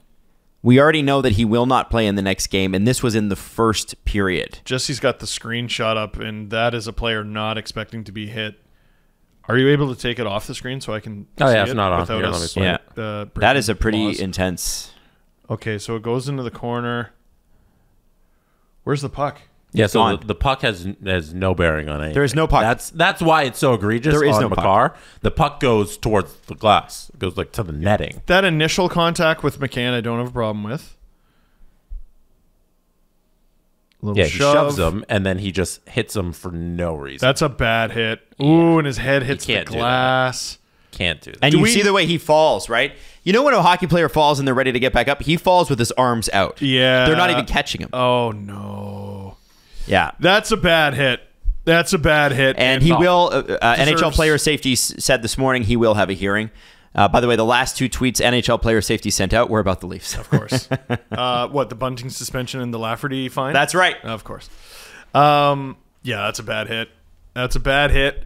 And, like, okay, Colorado's going to be without a star for Game 5. So Seattle. That's their best player. It's their best forward. Highest scoring forward.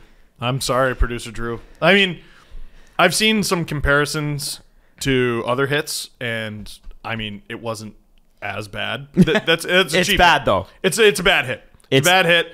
It's a cheap shot. It's Steve, you have to understand the puck is the other way. Yeah. The puck's not even the, The other way. puck's The puck's not over near the them. glass. It's not Like- even 20 feet close to them. You're gonna have to work pretty hard to convince me that's much different than what Bunting did with Cernak. Those are two ineligible players to be hit. I think the difference is Bunting was a direct head hit. Yes. Yeah. And There you go. Makar's is interference.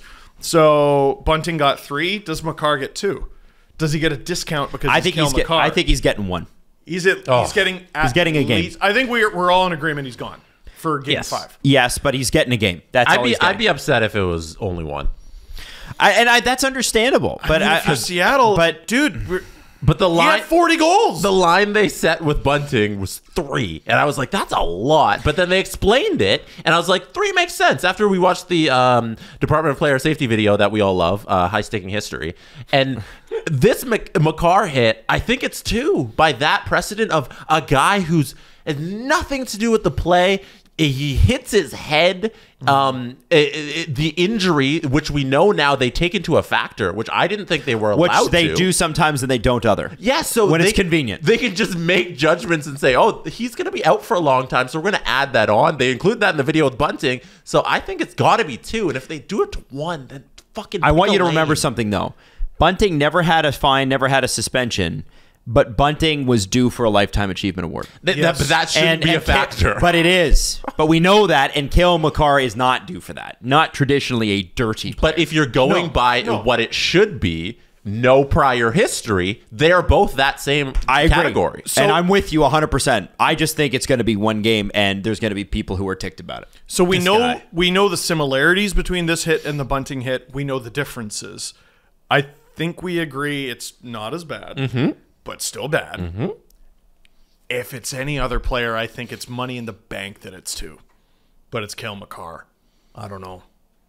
What do you guys think about the fact that they reviewed this, and I think they called it a 2-minute in the game? Yeah, it was 2 minutes. 2 minutes for interference. It's an interference call that leads to an injury. I don't know how you call that back. But You think it should have been 5?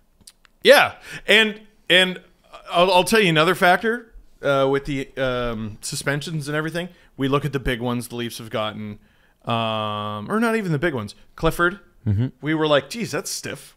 And Bunting, geez, that's stiff. And Kadri, geez, that's stiff. especially banning him from the whole playoff matchup. That's still an unjustifiable suspension, by the way. Yes, it is. We're suspending him for an undisclosed amount of games. What the fuck? What? You just can't have him. For the rest of the series, however long the series lasts. What the fuck? Are you a professional sports league or what? What is that? Anyway, early in the series, and that matters, right? We're talking about guys who were suspended for game 2 and 3 and 4, if we're ignoring the second Kadri one, which is a hilarious sentence, right? This goes into 5, 6, and 7. You suspend him 1 game, it's perfectly understandable, and I think we understand that. You know something that works against Makar that Bunting did get dinged for? Bunting got 5, and it hurt the team, and it cost them the game. He got 5 and a game. Makar only got the minor. It's like equivalent to like 4 games because he got the 3, he got and then 3 it and a happened. half. Yeah. If it's anyone not named Cale Makar, it's fucking 2. No, it's one. It's one game. It's 2. I'm convinced. But if he gets 2, it's an elimination game. Yeah. Well, no. Yes, it is. Oh, like for somebody. Oh, For yeah. For someone- somebody. Yeah. You're right. Yeah. For someone, right? I mean, likely Colorado. Hey, But watch out. watch out. I agree. I mean, they've played short all season, basically. But now you're down Landeskog, Nichushkin, Makar, Maroon. Oh, you mean an elimination game for Colorado could be eliminated? Most likely, is that what you were saying? If Makar's not there, Yes, yeah, okay. I thought you were saying it the other way, like it's they're going to eliminate Seattle game. Yeah, I think they're very they're on the ropes here. it's a nightmare for them. I hope Ron Francis and Joe Sakic put on their best suits and wear their nicest ties and do whatever they need to do with their hair, because they are going to be pleading their case in a move that could potentially win Seattle the series and lose it for Colorado. The fact that they gave him 2 minutes for interference on the play after going to video review shows me that they're probably going to be a little lenient on this. Yes, they are. They've already looked at it one time in real time amongst themselves as referees. That's probably how the league is looking at this. It's probably 1 game. Well, then give him nothing. Like if you had a chance to review it and it's 2 minutes, then give him nothing. That's very interesting. But they're not. They are not going to do that. And he is going to get a game, and everybody will be like, and then we'll move on. No, but that's a fantastic point. If you looked at this and said it was 2 minutes for interference, there shouldn't be supplemental discipline because it was just a minor penalty. See, but the big problem with what you guys are doing is you're looking at this with logic, guys. Well, 'cause look at it the way the NHL does, which is we don't want to be held to a standard, so we'll do whatever we feel like today. Is the sun shining? Well, I guess it's 2 games. And now if it was cloudy, I'd have given him 1. The league has to so fucked now, up. if by giving Makar even 1 game, the league is directly contradicting the officials of that game. Yeah. And I want to know if I honestly want to know, and again, none of this will ever take place, but I would love to know what the officials' justification for that was. Yes. If they That's actually true. had to be accountable, like Yes. NBA refs, and have to write it down, that would be my first question. How did you come to the conclusion to reduce this? This player left the game. If I'm Joe intent to injure. Sakic, that is the principal. Like, oh God, where's your wife for this one, Adam? Like, we need a lawyer in the room. Like, that is my principal argument in NHL player safety court is NHL officials, veteran NHL officials who were picked to work in the playoffs. Not everyone's picked to work in the playoffs with the Stanley Cup champions. They had a chance to review this and they called it 2 minutes. Why is my guy getting anything? And I wouldn't want to be that crew. I would not want to be that crew if the NHL chooses to make this suspension. What is the conversation going on today between that officiating crew? I think it's Stephen Walkham, who's the head of officiating and the league. What is that conversation today? Listen, we all watched that play and not knowing what the penalties were, we all agreed it was a suspension. If I'm Joe Sakic, I have every right, if my player is suspended, no matter how long it is, to scream bloody murder as to why. You reviewed it. You called it 2. My guy did the time. Mm-hmm. Did they get scored on? No, I don't think they scored on that power play. On the Makar power play, I believe they did. Yeah, Daniel Sprong scored. That was Sprong scored on that one. Yeah. They scored 2 times on the power play. Your Honor, it was a 1-goal game, and it cost us a goal, and they reviewed it, and Colorado's got a case. They're going to get one going. Now, if that's Eric Johnson, I think that's 5. Yeah, like 5 in a game. 5 in a game. Like in the moment, you meant 5 games. No. In that moment, I think the referees gave Cale Makar some benefit of the doubt, and they gave him that 2, and that's ridiculous. I think it's way easier to give that penalty to Kyle Clifford than arguably the best defenseman in the world. That's tough. So with that fun party, Mikko Rantanen comes back and basically puts the team on his back at the in the second period. Scores 15 minutes in, and then scores again within the last minute of the second period. You go, fucking Colorado, man!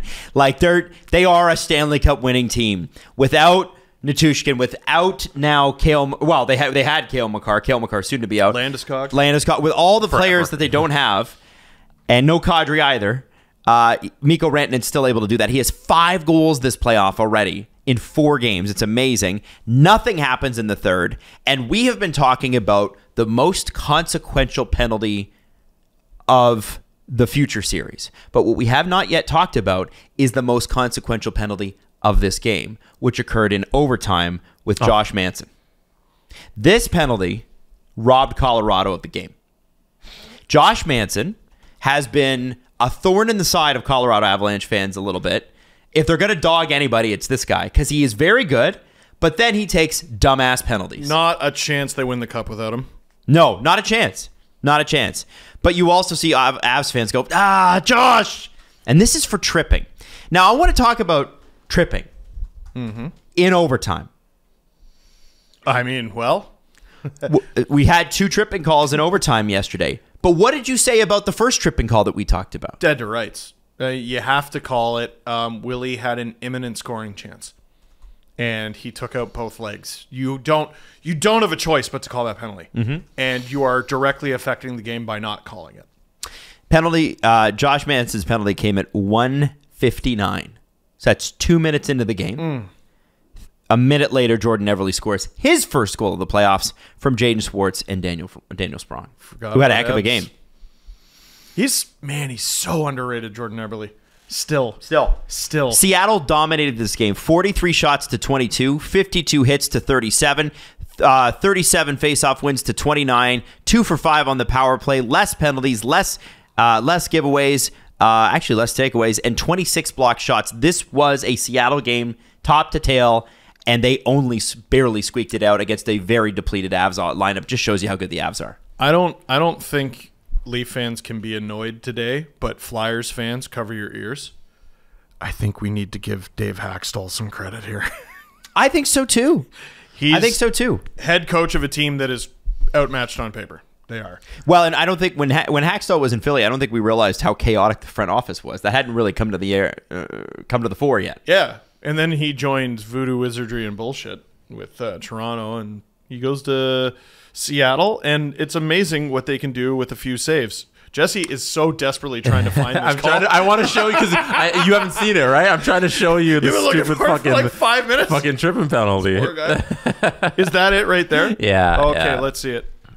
Let's see, which obviously we can't show it, but that's and then is this going to the goal here? Yeah, that's the goal. That's the goal. Yeah, right. That I saw. There it is. Yeah. Everly. Jordan Everly scores. Here we go. Tie game. I mean, yeah. He got walked, right? They out. Like, that's the thing, right? Jaden Schwartz. We'll go one more time. Again, imminent scoring chance. You don't have a choice. Breakout here, and then he just goes right for the dive. And you have to wonder what Manson is doing there, because he closes in on his defensive partner. If you can, Jesse, if you could rewind it back to the blue line for a second. Sure. If you just show the screen grab here at the blue line. Oh my right God. there. Yeah. Where Josh Manson is the guy in the middle of the ice, and he is turning, just realizing that Jaden Schwartz is there, that you got two guys covering nobody in the neutral zone. Is that McKinnon? He's pointing. Is he Look pointing? at him. He's like, oh, fuck. Like, that is, I mean, that's the kind of stuff, like, you're puck watching. Josh Manson, straight up puck trying watching. to cut off the pass. I believe the pass just went through there. Whatever. That's Get what the it's- man. Get the man. Come Get on. the man. The Leafs have done that a few times where I'm like, holy fuck. Like, if you... Okay, you give yourself a higher chance of cutting off the pass. What if you don't? No, I mean McKinnon, when you were saying he's pointing. Oh, McKinnon. Got his... he's trying to block Yeah. his stick is out. There's nothing the to pass forgive with comes through Manson. here, Nothing. so his stick was there. Yeah, it's bad, man. Anyways, it's bad. It's bad. I want to leave that series for a sec. And I want to talk about this series, Jesse's favorite series, my favorite series, New York, New Jersey, baby. And guess what? Guess who scored? Rangers fans, oops. Sorry. Guess who scored? Who scored? That's playoff performer Andre Palat, baby. Oh, I thought you were going to say Jacques Hughes. Well, Jacques Hughes scored on a beautiful breakaway goal. I think he's done that twice this series. He's a good player. Amazing. Good player. Vinny Trocheck tied it up at the beginning of the third, and then Siegenthaler and Palat put it away at the end, but Siegenthaler was the one that gave him the go-ahead goal about 8 minutes into the third. Home ice is lava.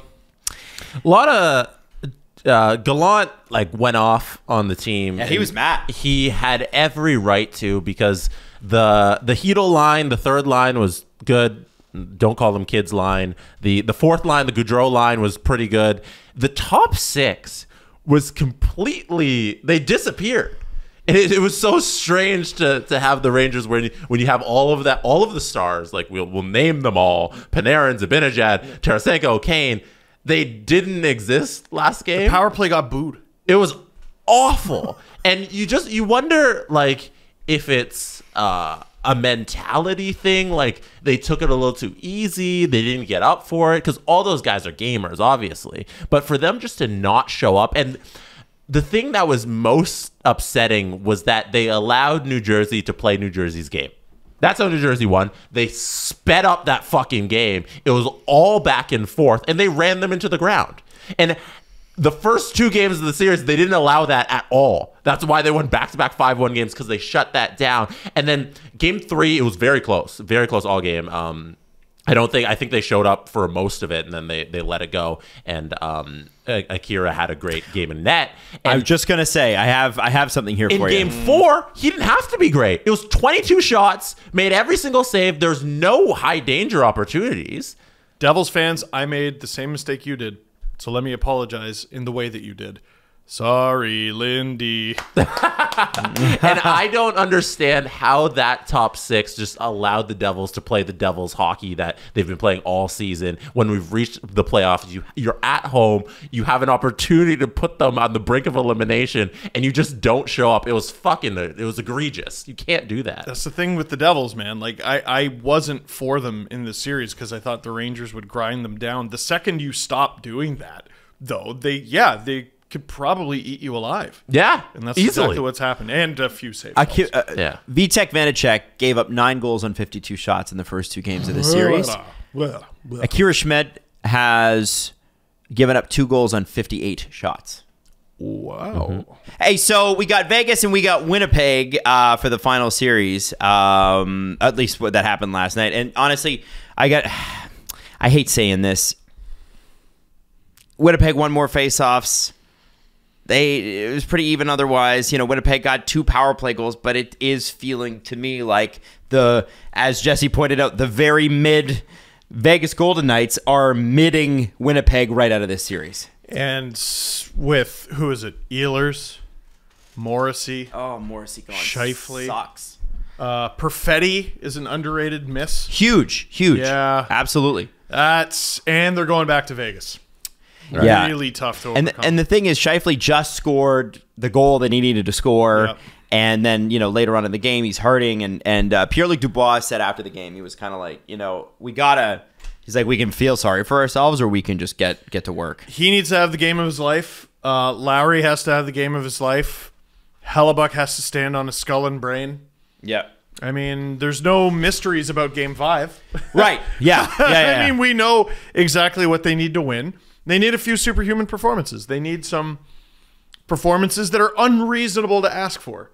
But that's what the playoffs are about. They got Neil Pionk right now is just trying his best to hold the team together. He skated for 27 minutes last night. And he's going to play for even more in Game 5. And next game it might be 60. Yeah. The dude, that whole decor is just trying their absolute hardest right now. It's just not enough. And I hope people don't take the Vegas has mid stats thing the wrong way. I was saying that to say that they finished first in the Western Conference despite their mid stats, meaning they just find ways to win. They are so good that no matter what happens, no matter what kind of game they're playing versus their opponent, they always pull it out in the end. They always find a way to score one more. They're pretty good at everything. They're really good. They're mid at everything. Yeah. And in some way that leads to victories and winning the West. Yeah. And Vegas, I think, takes care of business versus Winnipeg. They look so beat up. And the core for you guys, that's kind of my question at this series is this it? Do we see the big Ehlers, Scheifele? I think Ehlers, Wheeler, they got to Connor. figure out Ehlers. They don't want to play Ehlers. The coach doesn't like Ehlers. So if you're keeping the coach, It starts with Dubois. well, yeah, It I think that starts would with be. Dubois. But Dubois is a Canadian as soon as the season. Right, He's alone. He's a rental. I'd also put him secondary amongst the core. I'm talking about the big names. I'm talking about Morrissey and Scheifele and Connor and Wheeler. I think you retool. But I think Scheifele is the tradable asset. Blake Wheeler, we already know, isn't or wasn't last season. They tried to trade him. They couldn't. He's got another year, I think, after this. His contract's kind of untradeable. Yeah. I mean, Perfetti, if he comes back. They have a good team. Brad They Lambert. Do. Yeah. But how do you augment it and make it better? That's my question. So you sort of squeaked in this year. How do you... And we're talking about the Jets as though they're dead. They could come back and win the series. They could. I mean, there's a few goalies in this league you can have this conversation with, but there were conversations of, are the Rangers optimizing Henrik Lundqvist? I think they did. They have some long runs, right? Mm-hmm. Are the Habs wasting the prime of Carey Price? Yeah. They got to run to the final out of it. How long is Connor Hellebuck going to play like this? I don't think the Jets can ever go full rebuild with a goalie like that. No, they can't. Unless you commit to trading him.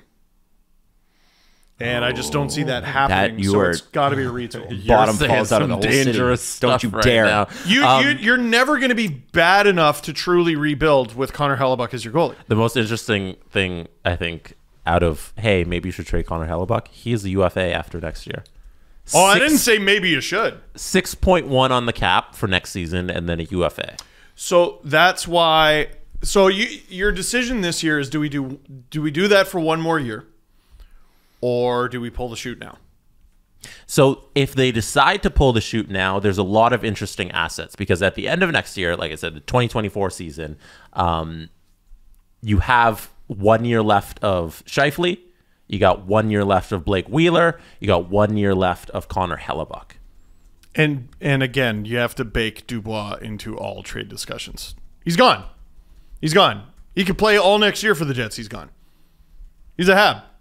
Yeah. He should just wear a Habs jersey during the games. Just be one Future red Hab jersey. on his helmet. Yeah. Why not? Yeah. Why not? You know what? Maybe the way to sort of retool is to get the Habs to give up something fun and young for Pierre-Luc Dubois because it's going to be a big package that gets him over there. What for? He should just change his nameplate to not tampering. It's so ridiculous because he's an RFA. I know. Dude. He's not supposed to have this kind of, You don't have the rights. It's also awkward. Since when has he cared? Doesn't his dad work for the Jets organization too? It's sort of awkward, right? I think he's in their minor league system. I think he was. Yeah, I'm not sure if he still is, but it's awkward. If he is, that's awkward, man. You're just pushing your way out. Your dad also works for the same work. That's brutal. Wasn't that Lowry? Lowry was being coached by his dad? Oh, maybe. Last year? I don't know. Wasn't he? I don't know. I feel like more would have been made of that. Don't you? I don't remember. We could Google, but that's a lot of work, I guess. It's way too much, dude. The 3 in the morning is starting to hit. It is starting to hit. Jesse, you have news. Yeah. They made a decision on Cale Makar. 1 game. That's my bet. Oh. I feel like I presented some fantastic arguments for both 2 games and none. Which is why I think they landed on 1. One thing that might be fun is me just playing the video and finding Let's do it. Are we allowed to show the footage? Probably not. No. Hear the audio. My though. favorite sound. Yeah. Here we go. Monday night in Seattle, Avalanche defenseman Cale Makar was penalized for interference against Kraken forward Jared McCann, which caused an injury. Oof. As the video shows, McCann takes a pass from a teammate that springs him on a shorthanded offensive chance, with Makar pursuing from behind. McCann takes a shot, which is saved by the goaltender and ricochets up and out of play. After the shot, Makar lightly pushes McCann with his right arm as he skates over the goal line. The players disengage and skate into the corner. Now, significantly after McCann had released the shot, Makar delivers a shoulder check on McCann that puts him into the boards, causing him to fall to the ice and causing an injury. Oh, and his This head is interference. hits the glass. It is important to note that McCann is in no way eligible to be checked on this play. No. Makar finishes this hit well outside the allowable window for finishing a check. In addition, it is clear that Makar knows McCann is not in possession of the puck when he decides to deliver this hit. Yep. While we have heard Makar's assertion that he assumed that the puck would bounce into the corner and the play would continue, the onus is on That doesn't Makar matter. to ensure this occurs before initiating contact. Yeah. The result of this play is a body check to a vulnerable player who is not eligible to be hit that causes an injury. Similar to Michael To summarize, this is interference. No head contact, though. McCann suffered an injury on the play. Injury. Makar has been neither fined No nor history. suspended previously in his 238-game NHL career. The Department of Player Safety has suspended Cale Makar for 1 playoff game. I knew One it. playoff game. Yeah. That makes no sense. What's even worse? He got a Cale Makar discount. Yeah, he did. 100%. I think if we establish If he's a Leaf, it's 2 games. Yep. no, it's 15. If we establish that the bunting hit is worse, the ceiling is 2 games, so he gets half of that. What makes it worse, I think, and they didn't. They reviewed factored and it called a in. minor. They factored it in, but they didn't factor it in enough. The puck was over the glass. Play had been stopped. Not only is he not eligible to be hit, no one is eligible to be doing anything. So there's And his excuse, like, oh, I thought the puck was going to come back to the corner. The puck hit the netting. the guy. There was a guy I follow on Twitter, Tyler Horsfall, and he's like, Makar admitted he didn't know where the puck was, and he laid the hit anyway. That's not the argument you think it is, Cale. That's actually quite bad. That's bad. Yeah. I wouldn't gosh. say that in court. But he did. I don't think it would make you look good to a jury of your peers, but that's not who it's up to. It's up to the Department of Player Safety. I tell you what, that's the majority of players in the NHL. It's 2 games. Yep. He got a Cale Makar discount. Yeah, it's not the worst thing I've ever seen. It's pretty bad. I mean, he'll be back for an elimination game no matter what. He'll have an opportunity potentially to finish off the Kraken. That's not going to go over well. So I got some questions for the next few days. Okay. Hurricanes and Islanders. Carolina leads this series 3-1. Is this the end? Islanders are a hard out. So is this the end, guys? I'm asking you. Just give me your opinion. Are they out or are they in? Are the Islanders out after this next game? I think it goes 6. Jesse. I think they're done. Boston and Florida. Florida and Boston do not play until Wednesday. Okay. Are the Florida Panthers still in the playoffs when we do this show again on Friday? I just have a hard time seeing it. It's game 5 they're heading into? And that's in Boston. Yep. Yeah, I think he might be dead. The Oilers had a huge comeback the other day, and it featured former Leaf Jack Campbell. Stuart Skinner was pulled after the first period, allowing 3 goals from Velarde, Arvidsson, and Anze Kopitar. Huge save, too. Huge saves. They win in overtime, 5-4. So, what? Zach Hyman. Oh, yeah, from Zach Hyman. Yes. Yeah, he had the winning goal. Sorry. Yep. And he also played 25 minutes, which is just bananas. That's par for the course. So the question going into today, Jesse and Steve, was do you go back to Stuart Skinner or do you now play the hot hand of Jack Campbell? We have an answer, but Jesse and Steve, I want to know. You're the head coach of the Oilers right now. You're Jay Woodcroft with his Jay Woodcroft stance. Do it, Steve. You go back to Stuart Skinner. Do the Woodcroft stance. Get that, pop that ass. Yeah, there it is. I think you go back. I think you go back to Stuart Skinner. Jesse. No, I think you ride Jack Campbell. And the choice has been made. It is Stuart Skinner. They are going to go with that. I thought he looked really good in the time he was in net. I thought Campbell with Jack? looked good. Yeah. Oh, yeah, he did. He did. So, and it was, I think there was a lot of Oilers' heart in that comeback, right? Like that was, and that second period for them was huge. But I think more importantly is they stuck in it in the third, right? They didn't let the Matt Roy goal, which was the go-ahead goal, get them down. The Edmonton Oilers are far and away the best out-of-town team to watch in the NHL. They're the best team to watch if you don't have a dog in the fight. Like, I mean, you're watching it if you're an Oilers fan, you're watching it if you're a Kings fan. But if you have the choice of all the games on the schedule and you're an out-of-town fan, you got to watch Edmonton. You have to. No game is over. In their favor or against. Oh, sorry, go ahead. McDavid got his first 5-on-5 points in that game. What? The Deneau line has been shutting him absolutely down at 5-on-5. Wow. That's how good. That's the power of Phil Deneau. Yeah, it's Deneau, Trevor Moore, and Arvidsson who's been out there just wrecking show with McDavid. Fucking more. You know what an out-of-body experience it was seeing Will Ferrell with face paint going ballistic because of something Trevor Moore did. Mm-hmm. Cool, right? So yeah. Not to go full Derek Lalonde, but not to go full Lalonde, but they were running the 1-3-1 formation to shut down the McDavid line, and when things opened up was when Boucher. Is what that is. When things opened up was when they put Draisaitl back with McDavid, and it was too much to stop. So I wonder if you just ride it and you just say, hey, we'll overpower them with this one line, make it too hard because the Kopitar line started to fail when McDavid was out there in the last game, but the no line still kept up their pressure. But it's a little too much when McDavid is just with Draisaitl. Yeah, it's a little unstoppable. They've never not put up points together. They always do, and if you put them together, they'll get points. It's the rest of the lineup that becomes a problem.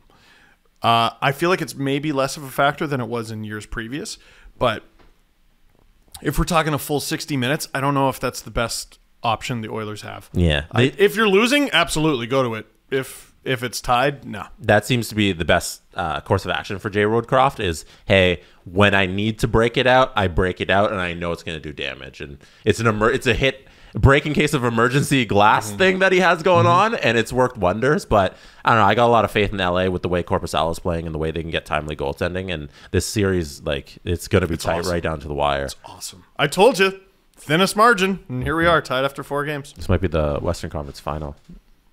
Oh. You know what? Yeah, you know? The most underrated series in the playoffs, mini Dallas. Well, and let me ask you about that. Who goes up next game? Tight series. We're going to talk about Marcus Foligno. 2 non-penalties getting called on. I don't know how that... I think that Minnesota... I almost called them North Stars. I don't know. I got to go to bed the second I get home. Minnesota Wild have probably been the better team. Easily. But the thing about being the better team is that your goaltending counts towards your team. Yes. Yeah. People love to say, oh, the goaltender did this, but the goaltender is a part of the roster players. So Jake Ottinger stole a game for the Dallas Stars, and that's okay because he is a part of the roster. I missed this. Who started for Minnesota? Was it Philip Gustafson? Yeah. Marc-Andre Fleury hasn't seen the ice since. So you can abandon your regular season plan in the playoffs. Yeah. Yeah. Interesting. Game 5 is in Dallas? Yeah. I think Dallas takes game 5, but ultimately it goes 7. You don't have enough fingers to count the amount of breakaways that the Minnesota Wild had during that game, and Dallas still found a way to win because of their goaltender and, Jake Ottinger. and timely power plays that probably shouldn't have been power plays. And who knows if they sneak out a couple more of those. You can't have more than Jake Ottinger has. He's a famous millionaire athlete, 6'6", and gorgeous. I know. When I interviewed him in Vegas, Henderson, he walked in the room. I was just like, get lost. His teeth are nice. In the Minnesota Dallas game, it's crazy. A lot of hair per square inch. I think Minnesota is outplaying Dallas. Listen, just this stat alone, 11 takeaways to 2 in the last game, and Dallas still won. Easily. Checking in with the NHL points leaders, Mitch Marner is at the top with 10 points in 4 games.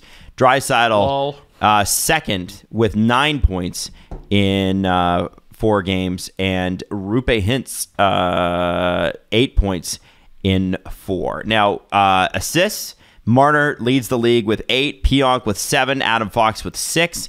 In goals, Rantanen, Draisaitl, Kreider, all tied for number 1 with 5 total, which is pretty spectacular for all of them. There are, I believe, in terms of total points, there are 1, 2, 3, 4 Leafs in the top 10 in points. Those 3 top goal scorers, none of them play for a team that's currently winning their series. Ooh. Tight series, yeah. Tight. Good The road point. teams, too. Unreal run for road teams the last 4 days. Yeah, Just dominating all of the play. And you know what though? Isn't that how it started too? Like weren't road teams 6-2 to kick off the playoffs? That first game. The road team has won every game except for game 2 in Leafs Lightning. Holy shit! 3 of 4. Road team is undefeated in Dallas Rangers. Jersey Rangers. Dallas Rangers. Devils Rangers. Have you seen into the future? And there's your cup final, Jesse. Devils Rangers. That feels like a 1999 special there. Oh, that was a no. cup final. Dallas, New Jersey for sure. All right, and it's 0-0 in quadruple overtime. Medano comes back out, plays his 1500th game. Kelly Buckberger up for the face-off against Kelly Buckberger. Here's Patrick Elias. He's leading he led New Jersey this year. He had 43 points in 82 games. Like that's New Jersey in the late 90s, Jamie man. Langenbrunner going toe-to-toe with the clone of Jamie Langenbrunner. He played for both teams. Yeah, he played pivotal roles on both teams, by the way. Didn't he pull a Hossa and he was with Dallas, New Jersey? My brain's operating at 20%. Fuck it. Let's not even guess. I'm abandoning that. Why don't we just wrap the mid-sentence. I don't show? care. Why don't we just call it a day? Jesse, you have something else you want to do? So, last thing is we got to correct a mistake that you made from last show, Stephen Dangle. So I ended the show by asking you your favorite Leaf who went to college in New England. Oh, yeah. You gave me a wrong answer. Oh, where's Cornell? I don't know. Cornell's not in New England. I forget where it is. The press conference channel was telling me that you got it wrong, and I'm just trying to pull it up here. Ithaca, New York. Okay, you know how Americans can't do geography? My Canadian version of that is I look at the very northeast of the States, and it's just one of those. I just call it one of those. And I assume that's part of New England, but I don't think it is. So, the question was, who's your favorite Leaf who played college hockey in New England? Yeah, wrong answer. Here are, per Hockey DB, here's the list of 2023 Leafs who would qualify. This is from Monsieur Bouillard. All right. Discord. Kerf. I love your French, by the way. That's the second show in a row you've had to speak French, and I love it. Because it's awful? It's horrendous. It's so bad. I'm. You know what? We should do a bit called Jesse Says Sentence in French. What was That's it. The thing Julian always makes fun of me for is when we had our live event in Montreal, I called the place Lacage. Lacage. And Julian has his French is like a dance. Oh my gosh, it's so good. It's like rain on the roof, on the tin roof. It just sprinkles upon you. Like when he says hockey, like Martin St. Louis, and he says it Martin St. Louis. Yeah, he says it like the French way. Yeah. It's Because that's disgusting. the way to say it. Yeah. Anyway. You could bottle Julian's French and sell it at Sage. You could. Put it in your diffuser and just have it coat the room. What's that soap store that people always like to go Lush. to? Lush. He's literally he's a Lush soap bar when he's it's just smells good. He's a bath bomb. One of the meanest pranks I saw in high school is someone went, "Hey man, here's some candy," and they gave it to the guy, and it was a bar of soap from Lush. Oh no! And he had braces, and so the soap No. was Oh god! Oh, hey, So can I fucking tell you one quick story about Lush? One quick story, and then Jesse, I'll let you. I'm sorry. All right. Somebody told me, I had a girlfriend once, like years and years and years ago, who was like, you should try bath bombs at Lush. So I was like, okay. So I brought one home and I had a bath, and I don't really like baths because they're boring. and I'm like grown. Yeah. And so I have this, and I'm sitting in the bath, and I'm waiting for the bath bomb to go off.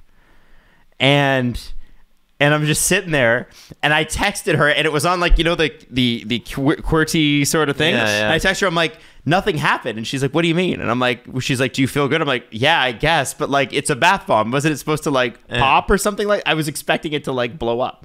I thought you were going to say you left the plastic on. No. So it was doing stuff. I thought it was going to be like, you know? Oh, you thought it never would like did. explode. You dumbass. It's not an actual bomb. Oh, you're just an idiot. That's the moral of that story. Just an idiot. Sorry, Jesse, go ahead. No, I was going to say, so the bit is Julie and I are on the show. You give us a list of French things to say. I say it, and then Julian says it. I love that. Can we fly him to Toronto for Friday to do that? That would be fun. That's probably the good game that we can play. That's a summer game. We'll do a Julian, summer drop game. what you're doing. Get out here, All right, Julian. so Steve, Yes. Leafs 2023, who would qualify for your favorite Leaf who played college hockey in New England? Joseph Wall went to Boston College. That's right. Alex Kerfoot, Harvard University. That's right. Nick Abergezie, Harvard University. Zach Aston Reese, Northeastern. Oh. Sam Lafferty, Brown University. Goodness gracious. Nola Chari, Providence College. Goodness So that's gracious. why the question was asked, because there's so many to choose from, and you ended up choosing Ben Scriven. Yeah, to be a dick. All right. Yeah, and because he wasn't giving anyone what they needed last episode when they set him up for layups. And I'm never gonna. also, bonus shout outs to these members, these people who were a part of the team who are no longer. Alex Steves, New Hampshire. Oh, New Hampshire. Junior Monarchs. I have He was no a member idea of where New Hampshire Junior is. Monarchs. Jake Muzzin played for the Manchester Monarchs AHL team. Kyle Clifford played for the Manchester Monarchs AHL team. Dryden Hunt played for the Manchester Monarchs ECHL. And Adam Gaudette, who was traded for Achari, Czar's line mate at Northeastern. Is there something with so weird. Is there something with the Manchester Monarchs that like the Leafs like guys from there, like almost like the Chicago Steel? Their former ECHL team, the Reading Royals, had a near identical logo. Maybe that's it. Interesting. So, Steven, to finally answer the question, it took 2 episodes and lots of talking to get to the actual answer. Ben Scrivens. Shut up. Who is your favorite Leaf who played college hockey in New England? This morning, Alexander Kerfoot. Let's go! OT winner, baby. Kerfeet! One in front of the other on the way to a series win. All right. Now explain Fishman. Oh, Yeah, the fish thing was unhinged. sometimes you want to find a fish and teach it English, and then you watch hockey and it loves it, and you watch it together, and now you're friends. The Steve Dangle Podcast. Powered by Sports Interaction. Want to bet? Follow the guys on Twitter at Steve_Dangle, at Adam WYLDE, and at Jesse Blake.